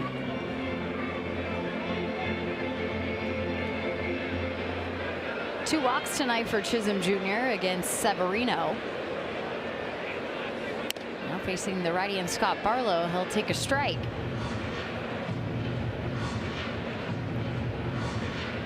Scott pitched in 4 of the first 10 games as an A. A lot of appearances for the reliever last year.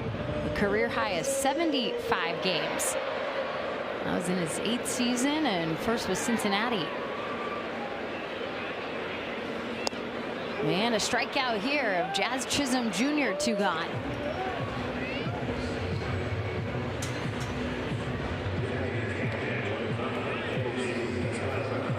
Scott Barlow has the stuff to keep hitters off balance.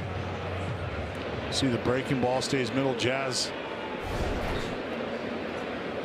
just a hair out front and off balance. Get your swing and miss. Brings up the catcher tonight in J.C. Escara. Late swing and a miss off the curveball.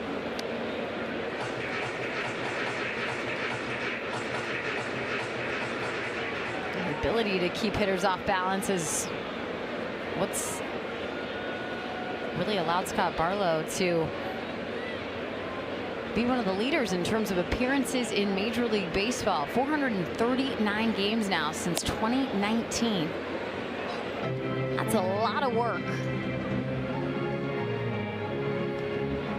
Most in the majors by a reliever since that time frame.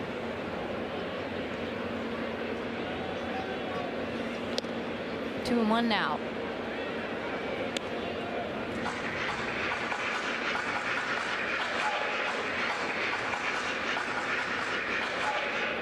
Scott looking for a bounce back outing. Appeared on the 5th of April against Houston. Gave up 4 runs in the work that he had.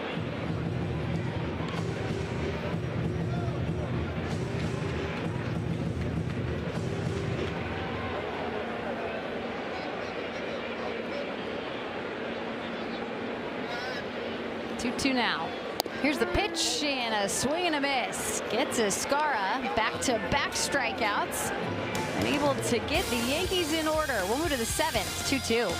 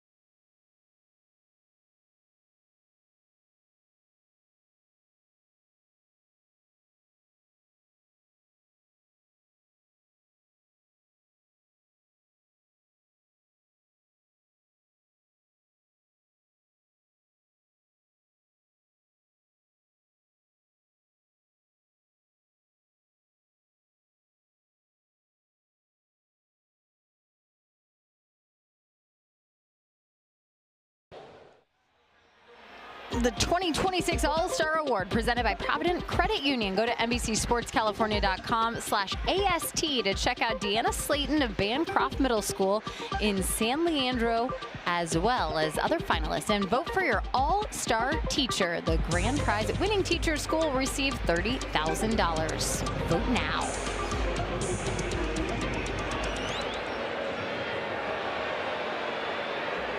Top of the 7th, 2-2 here in New York. Shea Langoliers leading it off for the Athletics. Langoliers, Soderstrom, Rooker. Facing Camilo Duval on the bump now for the Yankees.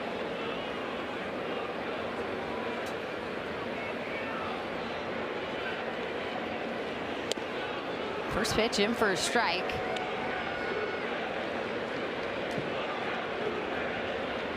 Well, folks will remember Camilo Duval from his time spent in a Giants uniform. Had a couple of really good seasons for the Giants.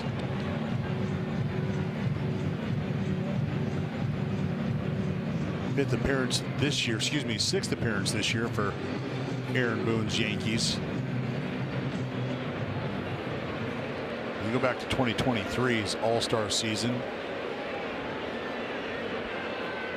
39 saves, led the league. 60 ball games finished, also led the league.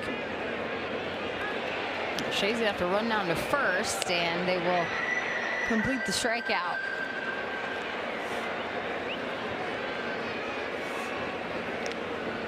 And strikeout 2-3 makes the first out, with the lefty Tyler Soderstrom coming up.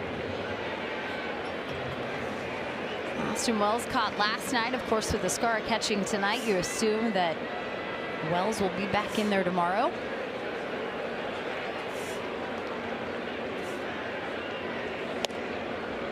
Wells was teammates with Luis Severino for the WBC. Caught him then and caught him a couple times as a Yankee. But not in the game tonight, at least not right now. Here's the 1-0, and that's a big miss over the glove of Escara. That's something with Camilo Doval, very young with the Giants. A lot of upside, thinking, wow, franchise type closer stuff, right? Of this guy that can come in and shut the door. But felt like when it was really good, it was really good. When it was really bad, it was really bad. There was no in between for him. On the ground to first, and Rice will take it to the bag himself. 2 gone. And that inconsistency is, I think, kind of what unfortunately puts you in a spot where if you're not able to repeat, you're going to be unseated from those high leverage responsibility roles. But that's why I think you have to consider Camilo Doval such a weapon, is because you know what's in there. You know, when he is dialed in and going well, it is a freight train. Pitch missing outside to Rooker.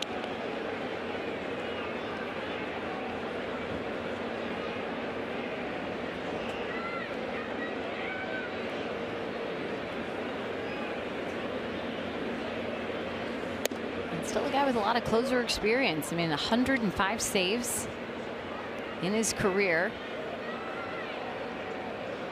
322 strikeouts. A lot of innings pitched. And that's where those weapons feel really unfair in certain bullpens, right? You have guys who have closer experience. They've pitched the 9th inning, and now they're pitching the 7th inning.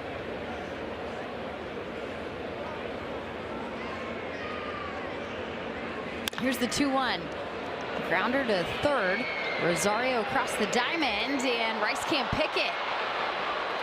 So 2 outs and another base runner for the A's. Rice trying to do everything he can to help out, but Rosario, who was able to gather it cleanly, gained some ground over there from what was shallow left. Still ends up short hopping Ben Rice, who trying to do everything he can, but just a tough ball to dig out. And with 2 outs, the A's have a base runner. And Jacob Wilson up. Called strike.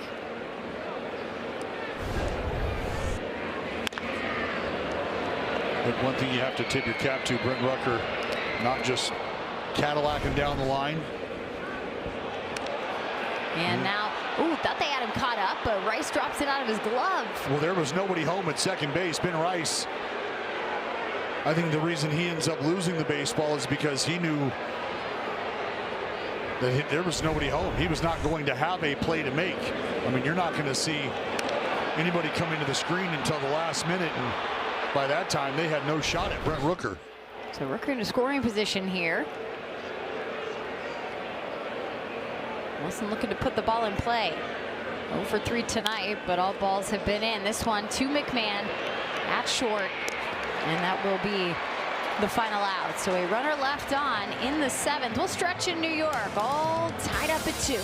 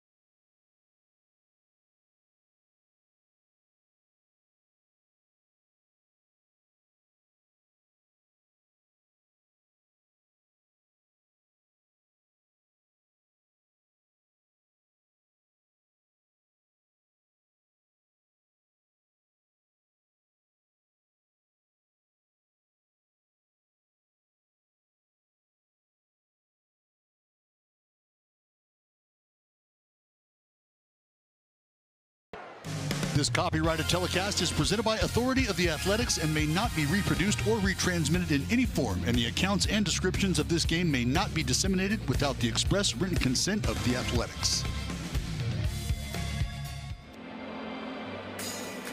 A's fans, don't miss this on Getting This special Nick Kurtz giveaway. Be there Friday, April 17th, 6:40 p.m. as the A's take on the White Sox. It's your chance to grab Big Amish's first ever bobblehead and be part of a must-see night. Get your tickets now at athletics.com/promotions. Bobble! See, he's churning. That's great. He's churning. Do you see it? Oh, I saw it. Churning and burning over there at first tonight. A's Yankees 2-2 here in the bottom of the 7th. It'll be the bottom of the order as Scott Barlow remains in the game. All right, what do you got? What do you got on this face? I mean, does that look like curtsy to you? It's one of the better. It's pretty good. The hair. Well, I mean, the that's detail of the hair.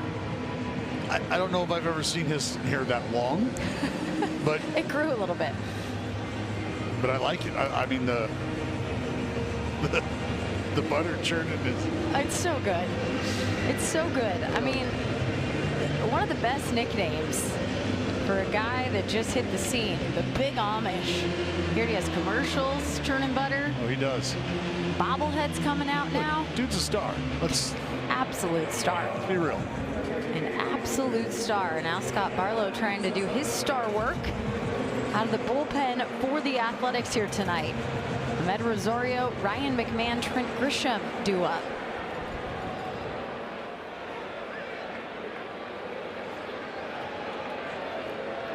Yankees haven't had a base runner since Grisham led off in the 5th with the walk. Big swing and a miss from Rosario.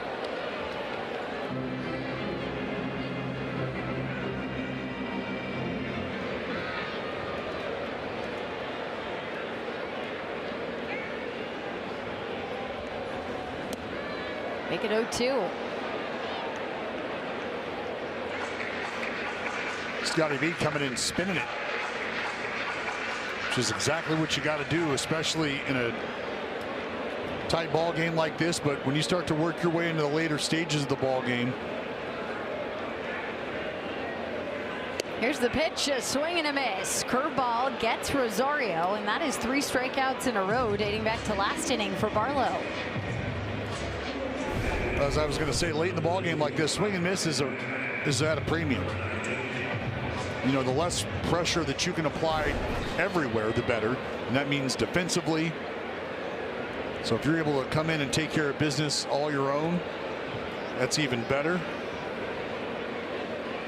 Brings up Ryan McMahon, hitting 9th tonight, playing shortstop. Walked and grounded into a double play.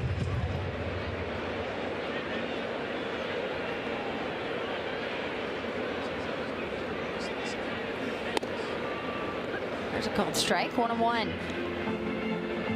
Took Barlow just 10 pitches to get the 3 outs in the 6th.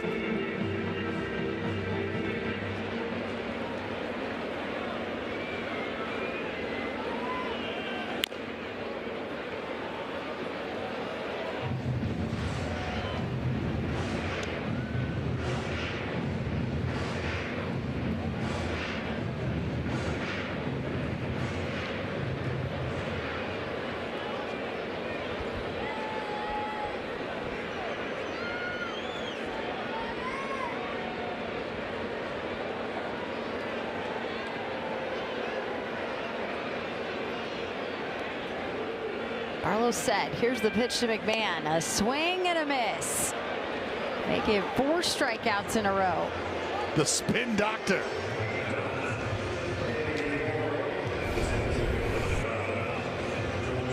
Go to work, Scotty. Speed him up, slow him down. And what I like about this, Jenny, is the breaking ball is plated, right? It's middle of the strike zone. It's down, though. It's competitive. And because he's been able to move the few fastballs that he has around the strike zone, that makes him somebody that is now teasing the strike zone, commanding the baseball. Just an outstanding job from Scott Barlow. I'll have a pitching change, and we'll be right back.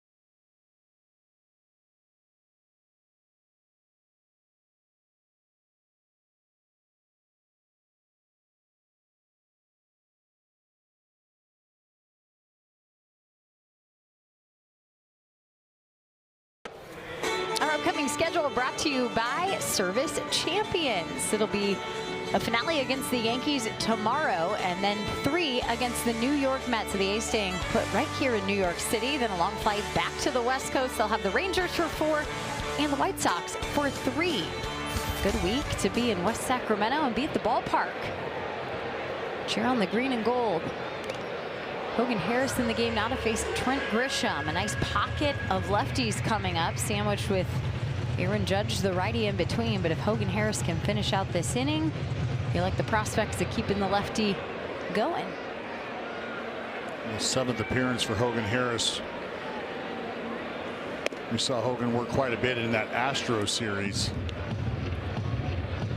2 1/3 innings in that series. And the off day Monday didn't work in yesterday's game, so hopefully a well-rested Hogan Harris. Pitch just missing, 2-1 to Grisham.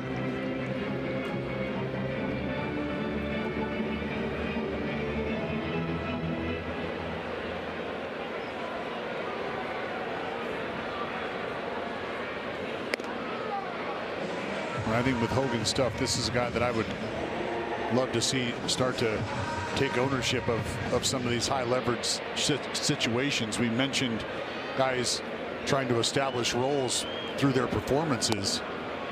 It'll be a walk to Grisham. So here with 2 outs and a runner on first. Aaron Judge coming up. Scott Emerson's going to head out to the mound, and Shea Langoliers will meet him there. This meeting on the mound is brought to you by the injury attorneys of Ashton and Price. Hey, let's not let Aaron Judge beat us here, huh? You got a lefty on deck and Cody Bellinger. Let's just not let Aaron Judge be the one who changes the ball game here. Make your pitches. Don't want to give in.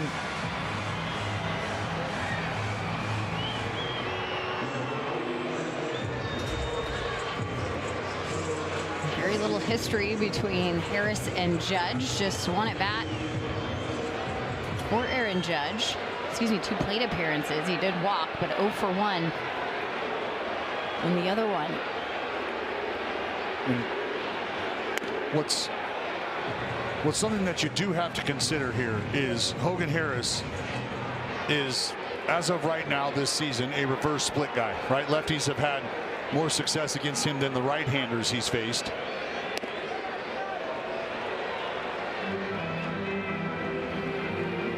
And I think that's something that you do bear in mind. But look, Aaron Judge is just a different animal.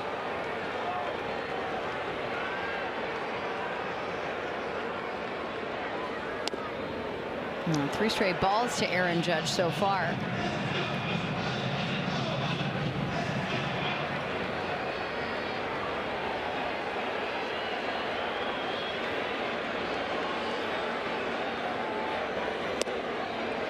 And make it 4 straight. Aaron Judge will walk to first. Back-to-back walks from Hogan Harris with 2 outs.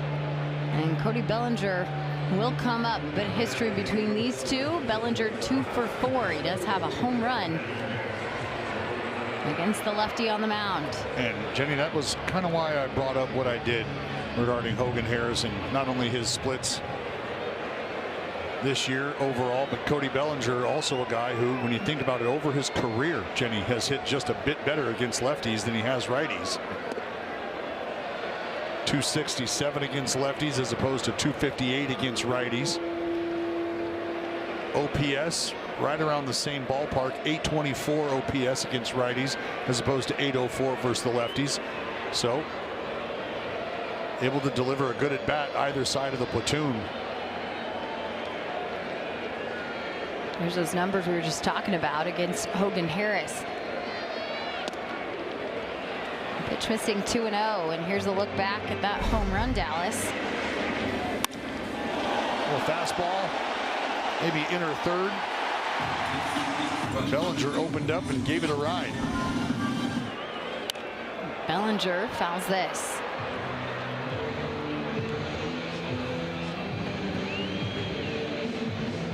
Bellinger 1 for 3 tonight at the RBI as well in the first.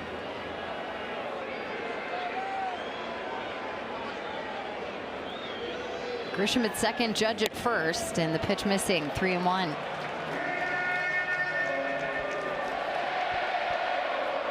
Now you see action with Elvis Alvarado in the Athletics pen.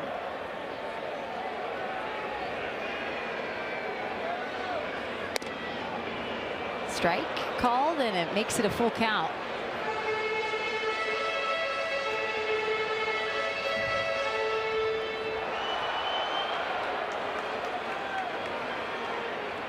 Runners will be in motion here. And the payoff pitch, a big swing and a miss from Bellinger. He'll throw his bat as he strikes out and leaves 2 on. Great pitch from Hogan Harris. A huge pitch from Hogan. He shook, he got the bender. Thanks for coming, Bellinger.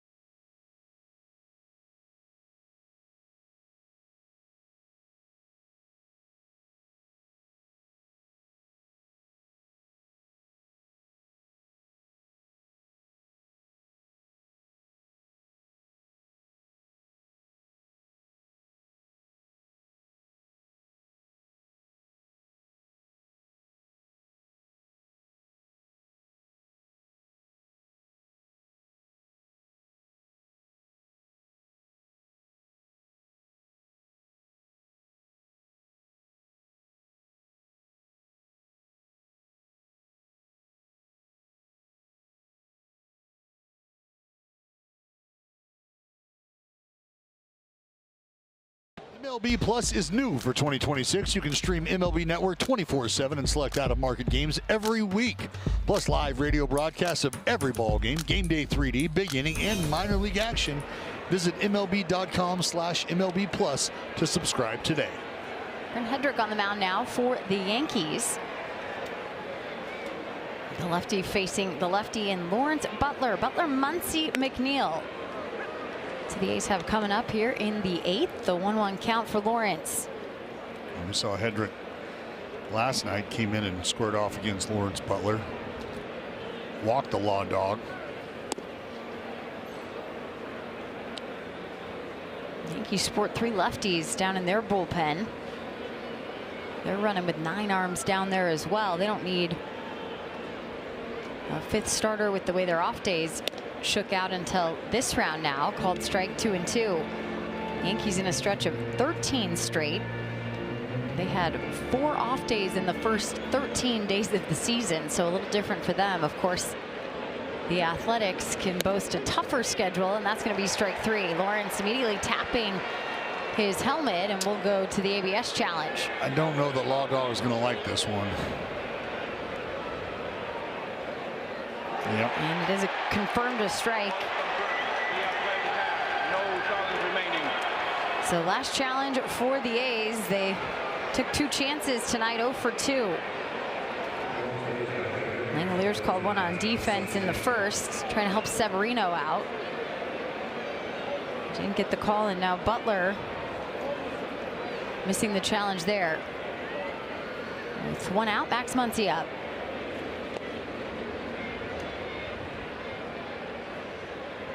These are in the middle of 16 straight, which started yesterday. So this will be a very long stretch for the Athletics.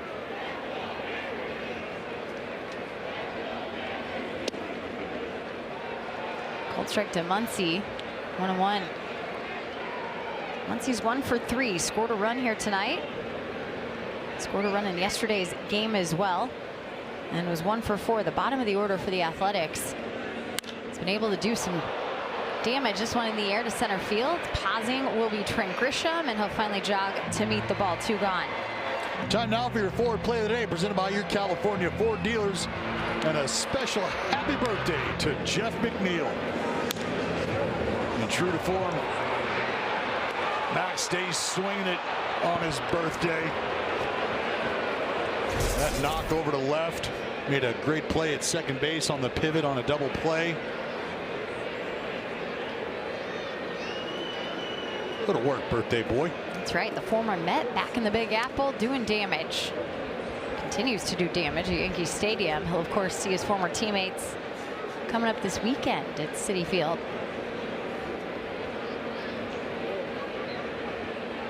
I'm sure there's a few teammates he's excited to see. Yeah, certainly. I always want to ask you that question, but you played for one team. Yeah. You didn't have to go have revenge outings. See your former friends.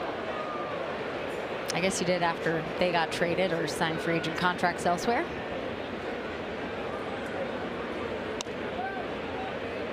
Two and one here for McNeil.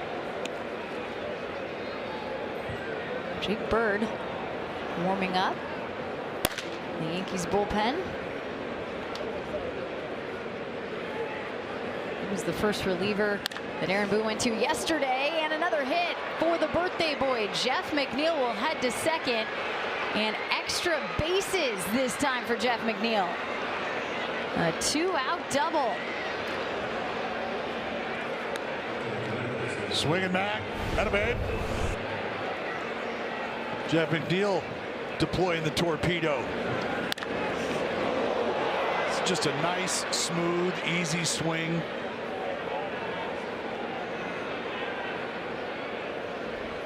Take his second knock of the evening. Denzel Clark coming up for the first time. Came in as a pinch runner, went into center field, and now in the batter's box.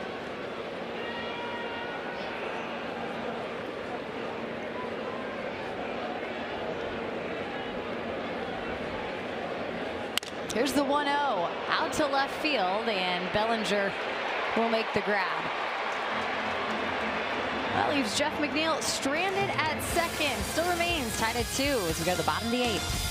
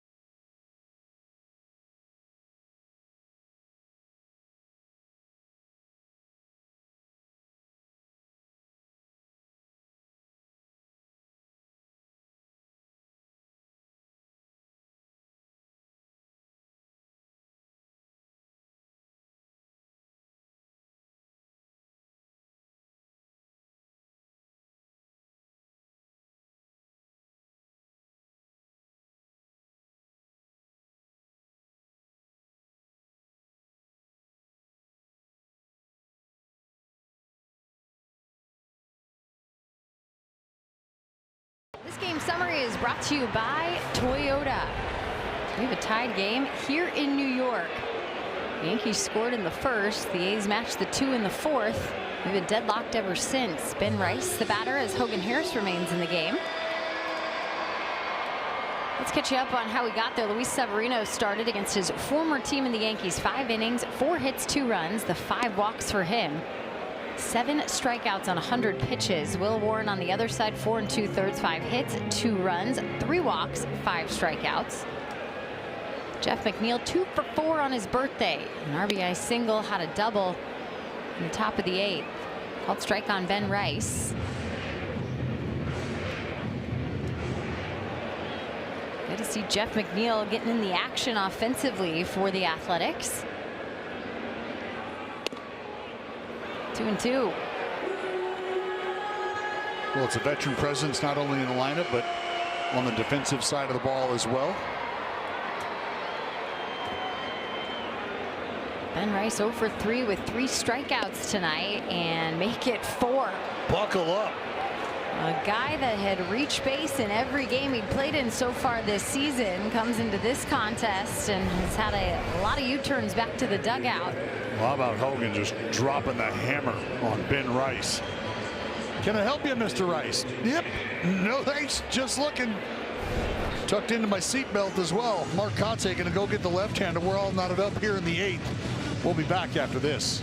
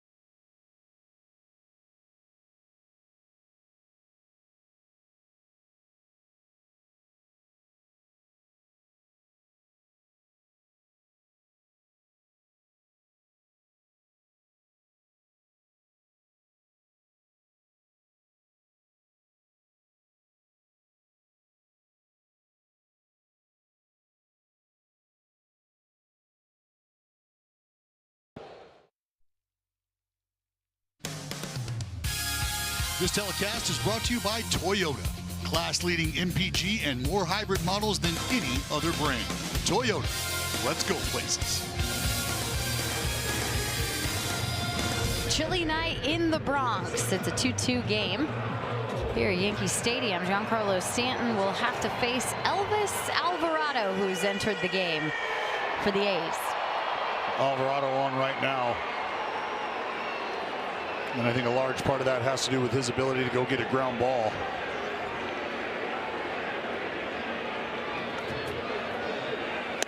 Swing and a miss. Stanton to chase 96. Seen a lot of chasing from this Yankees lineup.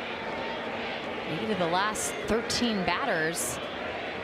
The result's been a strikeout from A's pitching. This one sent to center field. Denzel Clark initially went back and held plenty of time to go forward for the catch. 2 gone.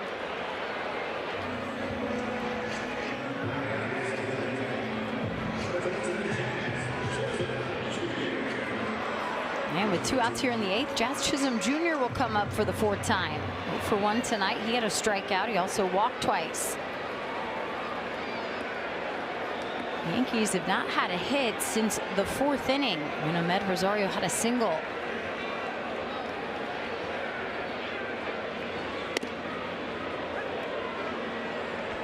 Oh, so you got that 4-seam fastball, and at times you see that thing kind of take off with some lateral life. Running east to west. In his case, west to east. 2 now for Chisholm. I think you see it also carry at times.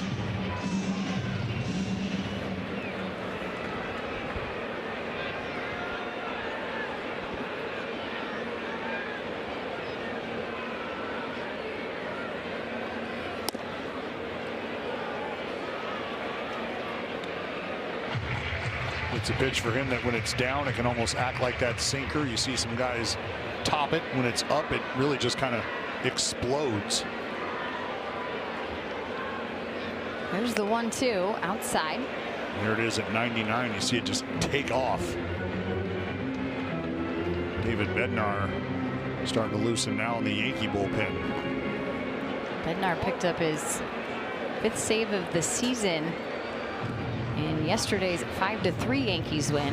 Chisholm looks like he has some dirt in his eyes, so he took a timeout.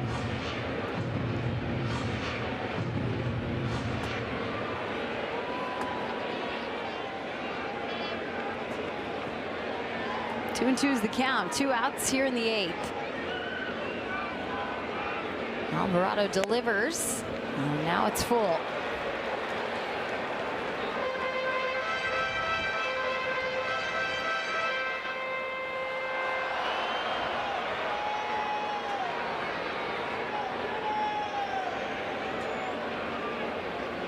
And the payoff pitch fouled back. That had the distance of a Booth, but not ours. Just one next door, bud.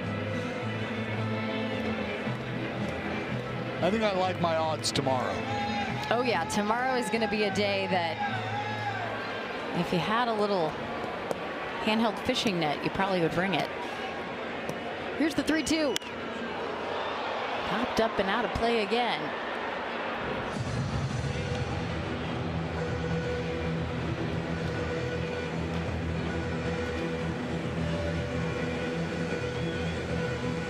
Temperature sitting at 39 degrees here in the Bronx. I'm not sure what the feels like is, but I'm going to go ahead and say lower 30s.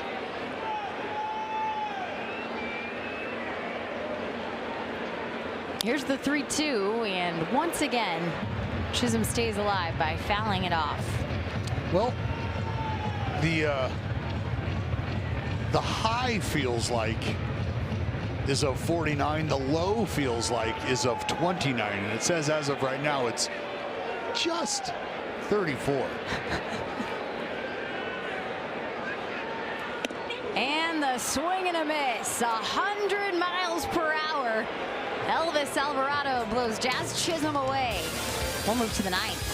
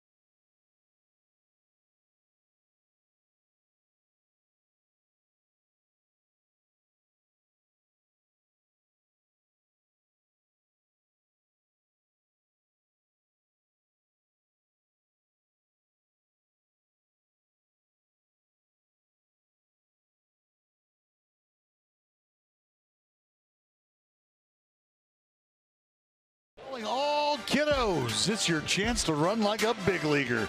Youngsters 12 and under are invited onto the same field after Sunday day games to run the same bases that their favorite A's players do. You can secure your Sunday tickets for the whole family, especially your little fans, at athletics.com/runthebases. I think all the kids in West Sacramento heard you. from the booth here in New York. They'll be out. They know what a good time's waiting for them. Oh yeah, lots of good times ahead. Right now, top of the ninth, 2-2, and it's the top of the Athletics order against the Yankees closer in David Bednar. Nick Kurtz coming to the plate. It'll be Kurtz, Langeliers, Soderstrom.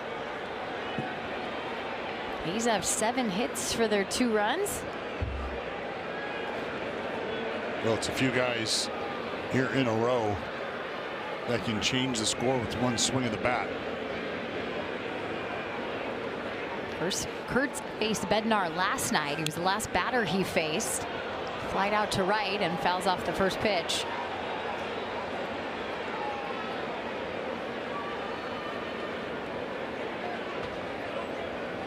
Five saves for Bednar in the 10 games the Yankees have played. A big reason why they're 8-2 on the season. Best record in the American League.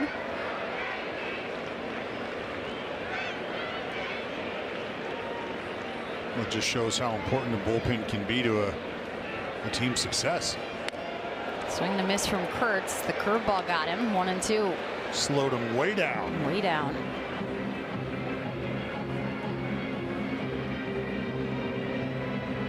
.95 down to 74 over the course of 3 pitches. There's Joel Kuhnel, who was purchased yesterday. Made his debut for the A's. Out of the pen, warming up again.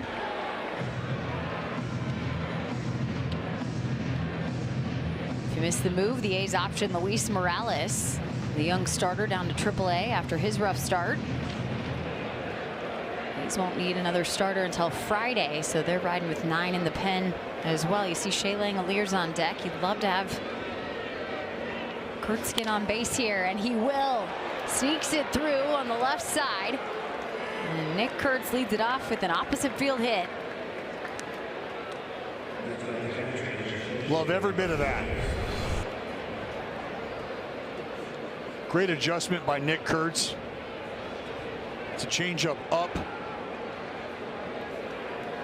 And instead of trying to get big and get around this pitch, Jenny, and hook it or elevate it, just kind of slaps it over the other way. Brings up Shea Langeliers. Shea had a hit in the first. 1 for 4 tonight.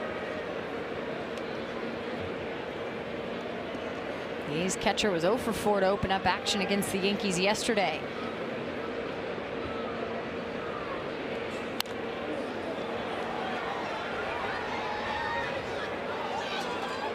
Been a busy day for Shea. We showed you he went over to MLB Network. Got the chance to break down his swing and his hot start to the season. 5 home runs for the Athletics catcher. All that damage was done on the first road trip between Toronto and Atlanta. Here's the 1-1. Foul ball.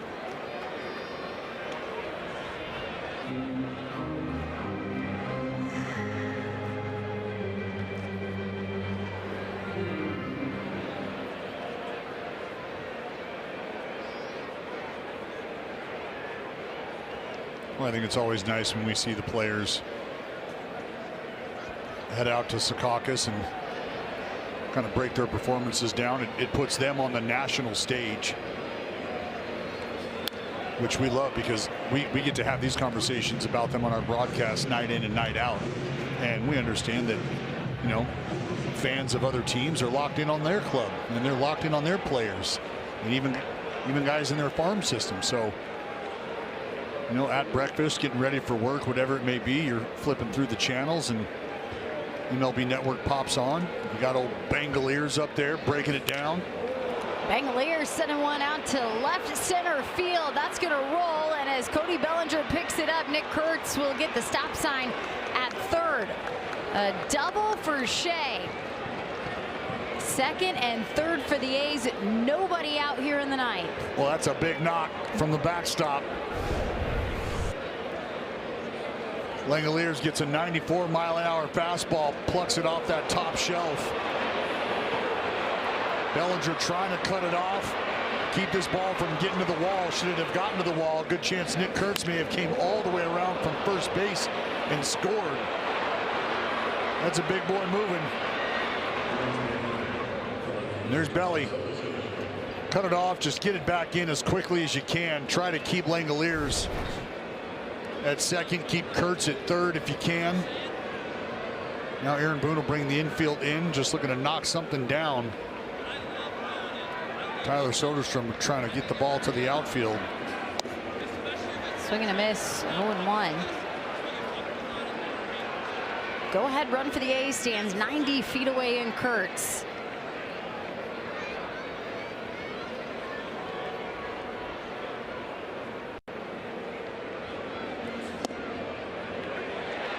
Make it 0-2 now.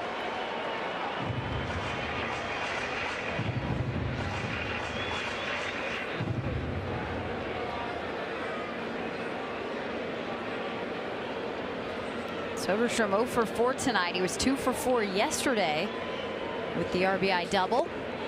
And he lays off that pitch. Couldn't find it for Escara and finally gets to it right in front of the plate.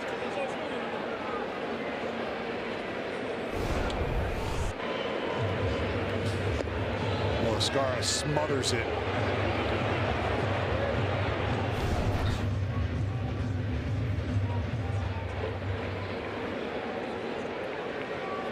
A wild pitch that got away earlier to score the tying run in Muncy from third. Swing and a miss. So Tyler Soderstrom down on strikes to make the first out.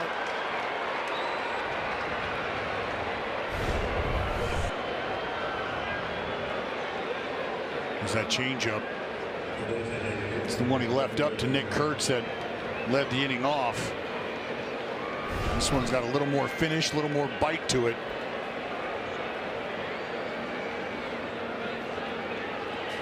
To Brent Rooker, and J.C. Escara able to keep it in front of him. Well, may see a pattern here. Let's see if Bednar decides to go to a fastball here against Brent Rooker, and if it is a fastball, does he try to elevate that fastball? Kind of how he went about it with Langoliers.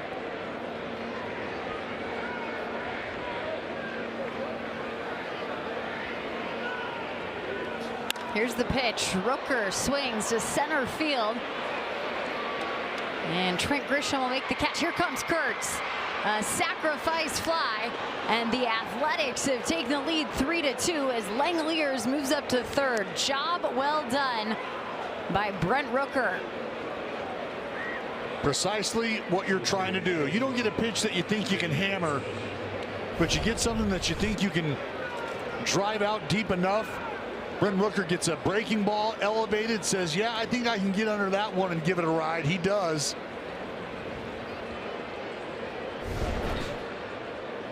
And Nick Kurtz will move up. Shea Langoliers will move up. That matters. Should Bednar try to be burying a breaking ball here?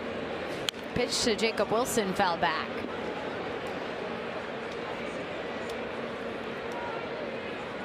Wilson an opportunity to add a run here with 2 outs. Langoliers at third.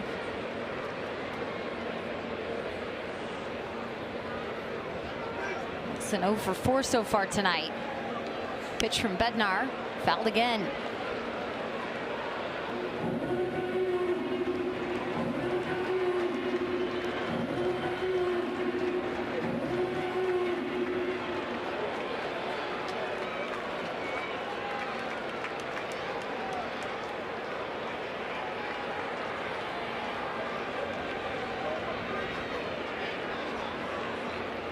Here's the 0-2. Wilson staying alive. Jay Willie's spraying it around right now.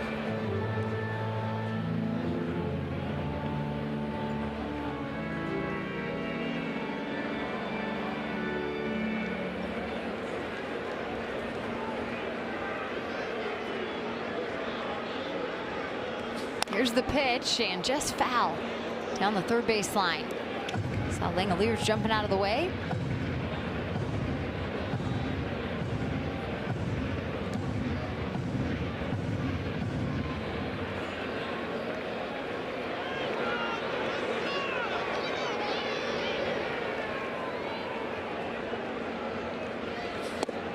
That's going to be strike 3.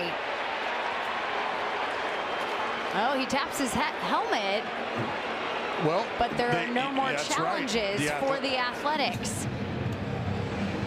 So unfortunately for Jacob, no opportunity to take a second look. That'll be it. The A's get 1, and they're up 3-2, go to the bottom of the ninth.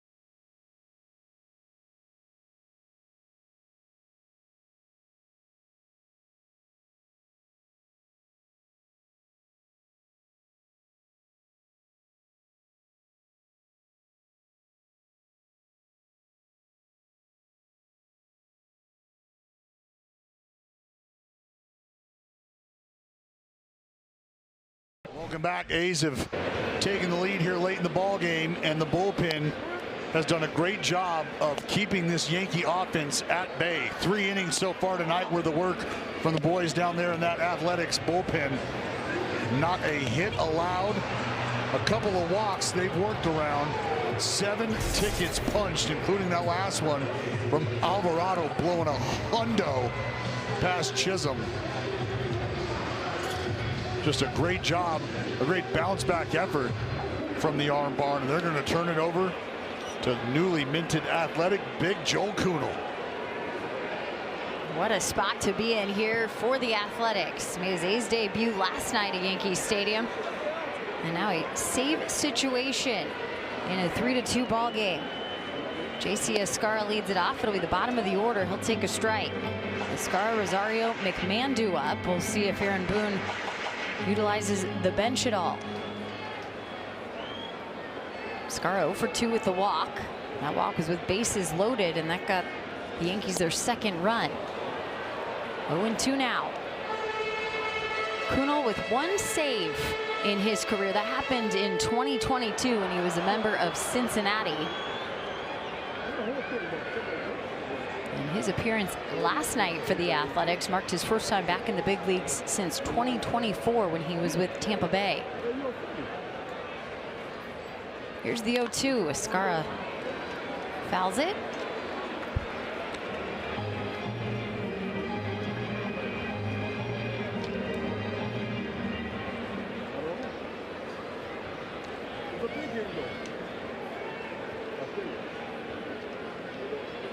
Non-roster invitee to spring training, went to AAA, made a big impression not only in the Cactus League but continued in his appearances for the Las Vegas club. Now the A's looking to bolster the bullpen. Yeah, he had a great spring training. Here's the pitch on the ground. McNeil will field it to Kurtz. 1 out.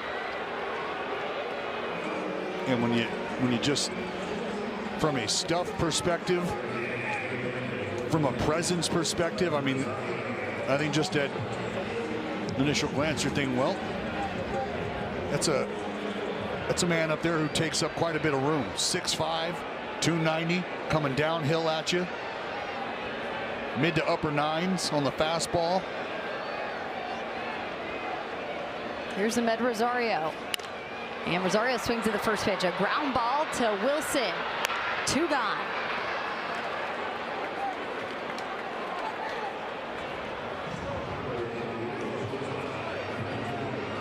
That'll bring up the last chances for the Yankees and their 9-hole hitter, Ryan McMahon. Kunal was part of the Yankees organization. Last year spent some time with their AAA affiliate in Scranton. Now getting to pitch at Yankee Stadium as an opponent, looking for a save opportunity. Pitch missing to McMahon, 1-0.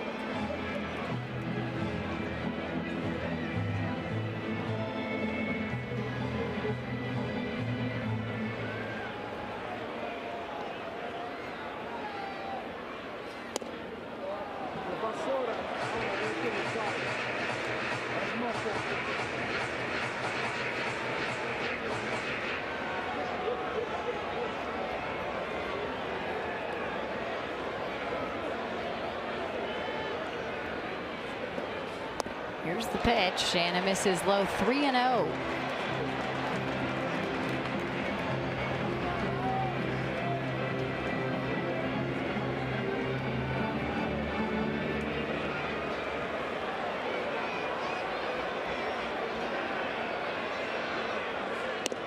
McMahon taking, and Kunal delivers a strike. Well, just repeat. Go back and attack.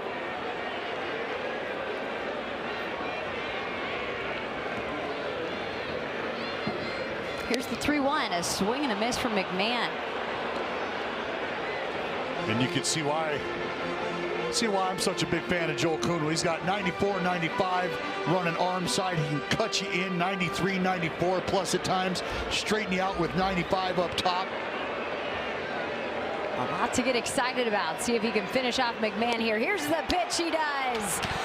The sinker gets McMahon, and the strikeout puts an exclamation point on the outing from Joel Kunal, who has his second career save, first as an A, and they complete a 3-2 come from behind victory against the New York Yankees to even up the series. Well, it was a great job by this offense, I think, to slowly but surely start to wait Warren out. You get to him, he can't get through 5 innings. You push a couple across, and then Severino on the mound for the Athletics gives you 5 solid innings, punched out 7, just a couple runs allowed on his part. And how about the bullpen that we just highlighted, Jenny? That is 4 scoreless innings from the Athletics arm barn, with an exclamation point from big Joel Kunal, who logs big league save number 2 of his career, and hopefully many more where that came from. I know it's game 11, but this feels like a big win for the A's, and you just highlighted all a total team effort from start to finish, and Luis Severino able to walk away with a team victory against the Yankees. Pretty cool here in a 1-run victory, 3-2 the final. That sets up the rubber match. If you're on the West Coast, sleep fast. We'll be back in the morning, and Jeffrey Springs will be ready. A battle of the Southpaws tomorrow. Jeffrey Springs against Ryan Weathers. We will have the birthday boy coming up and lots to wrap up. Stay tuned. A's Cast on NBC Sports presented by Toyota starts right now.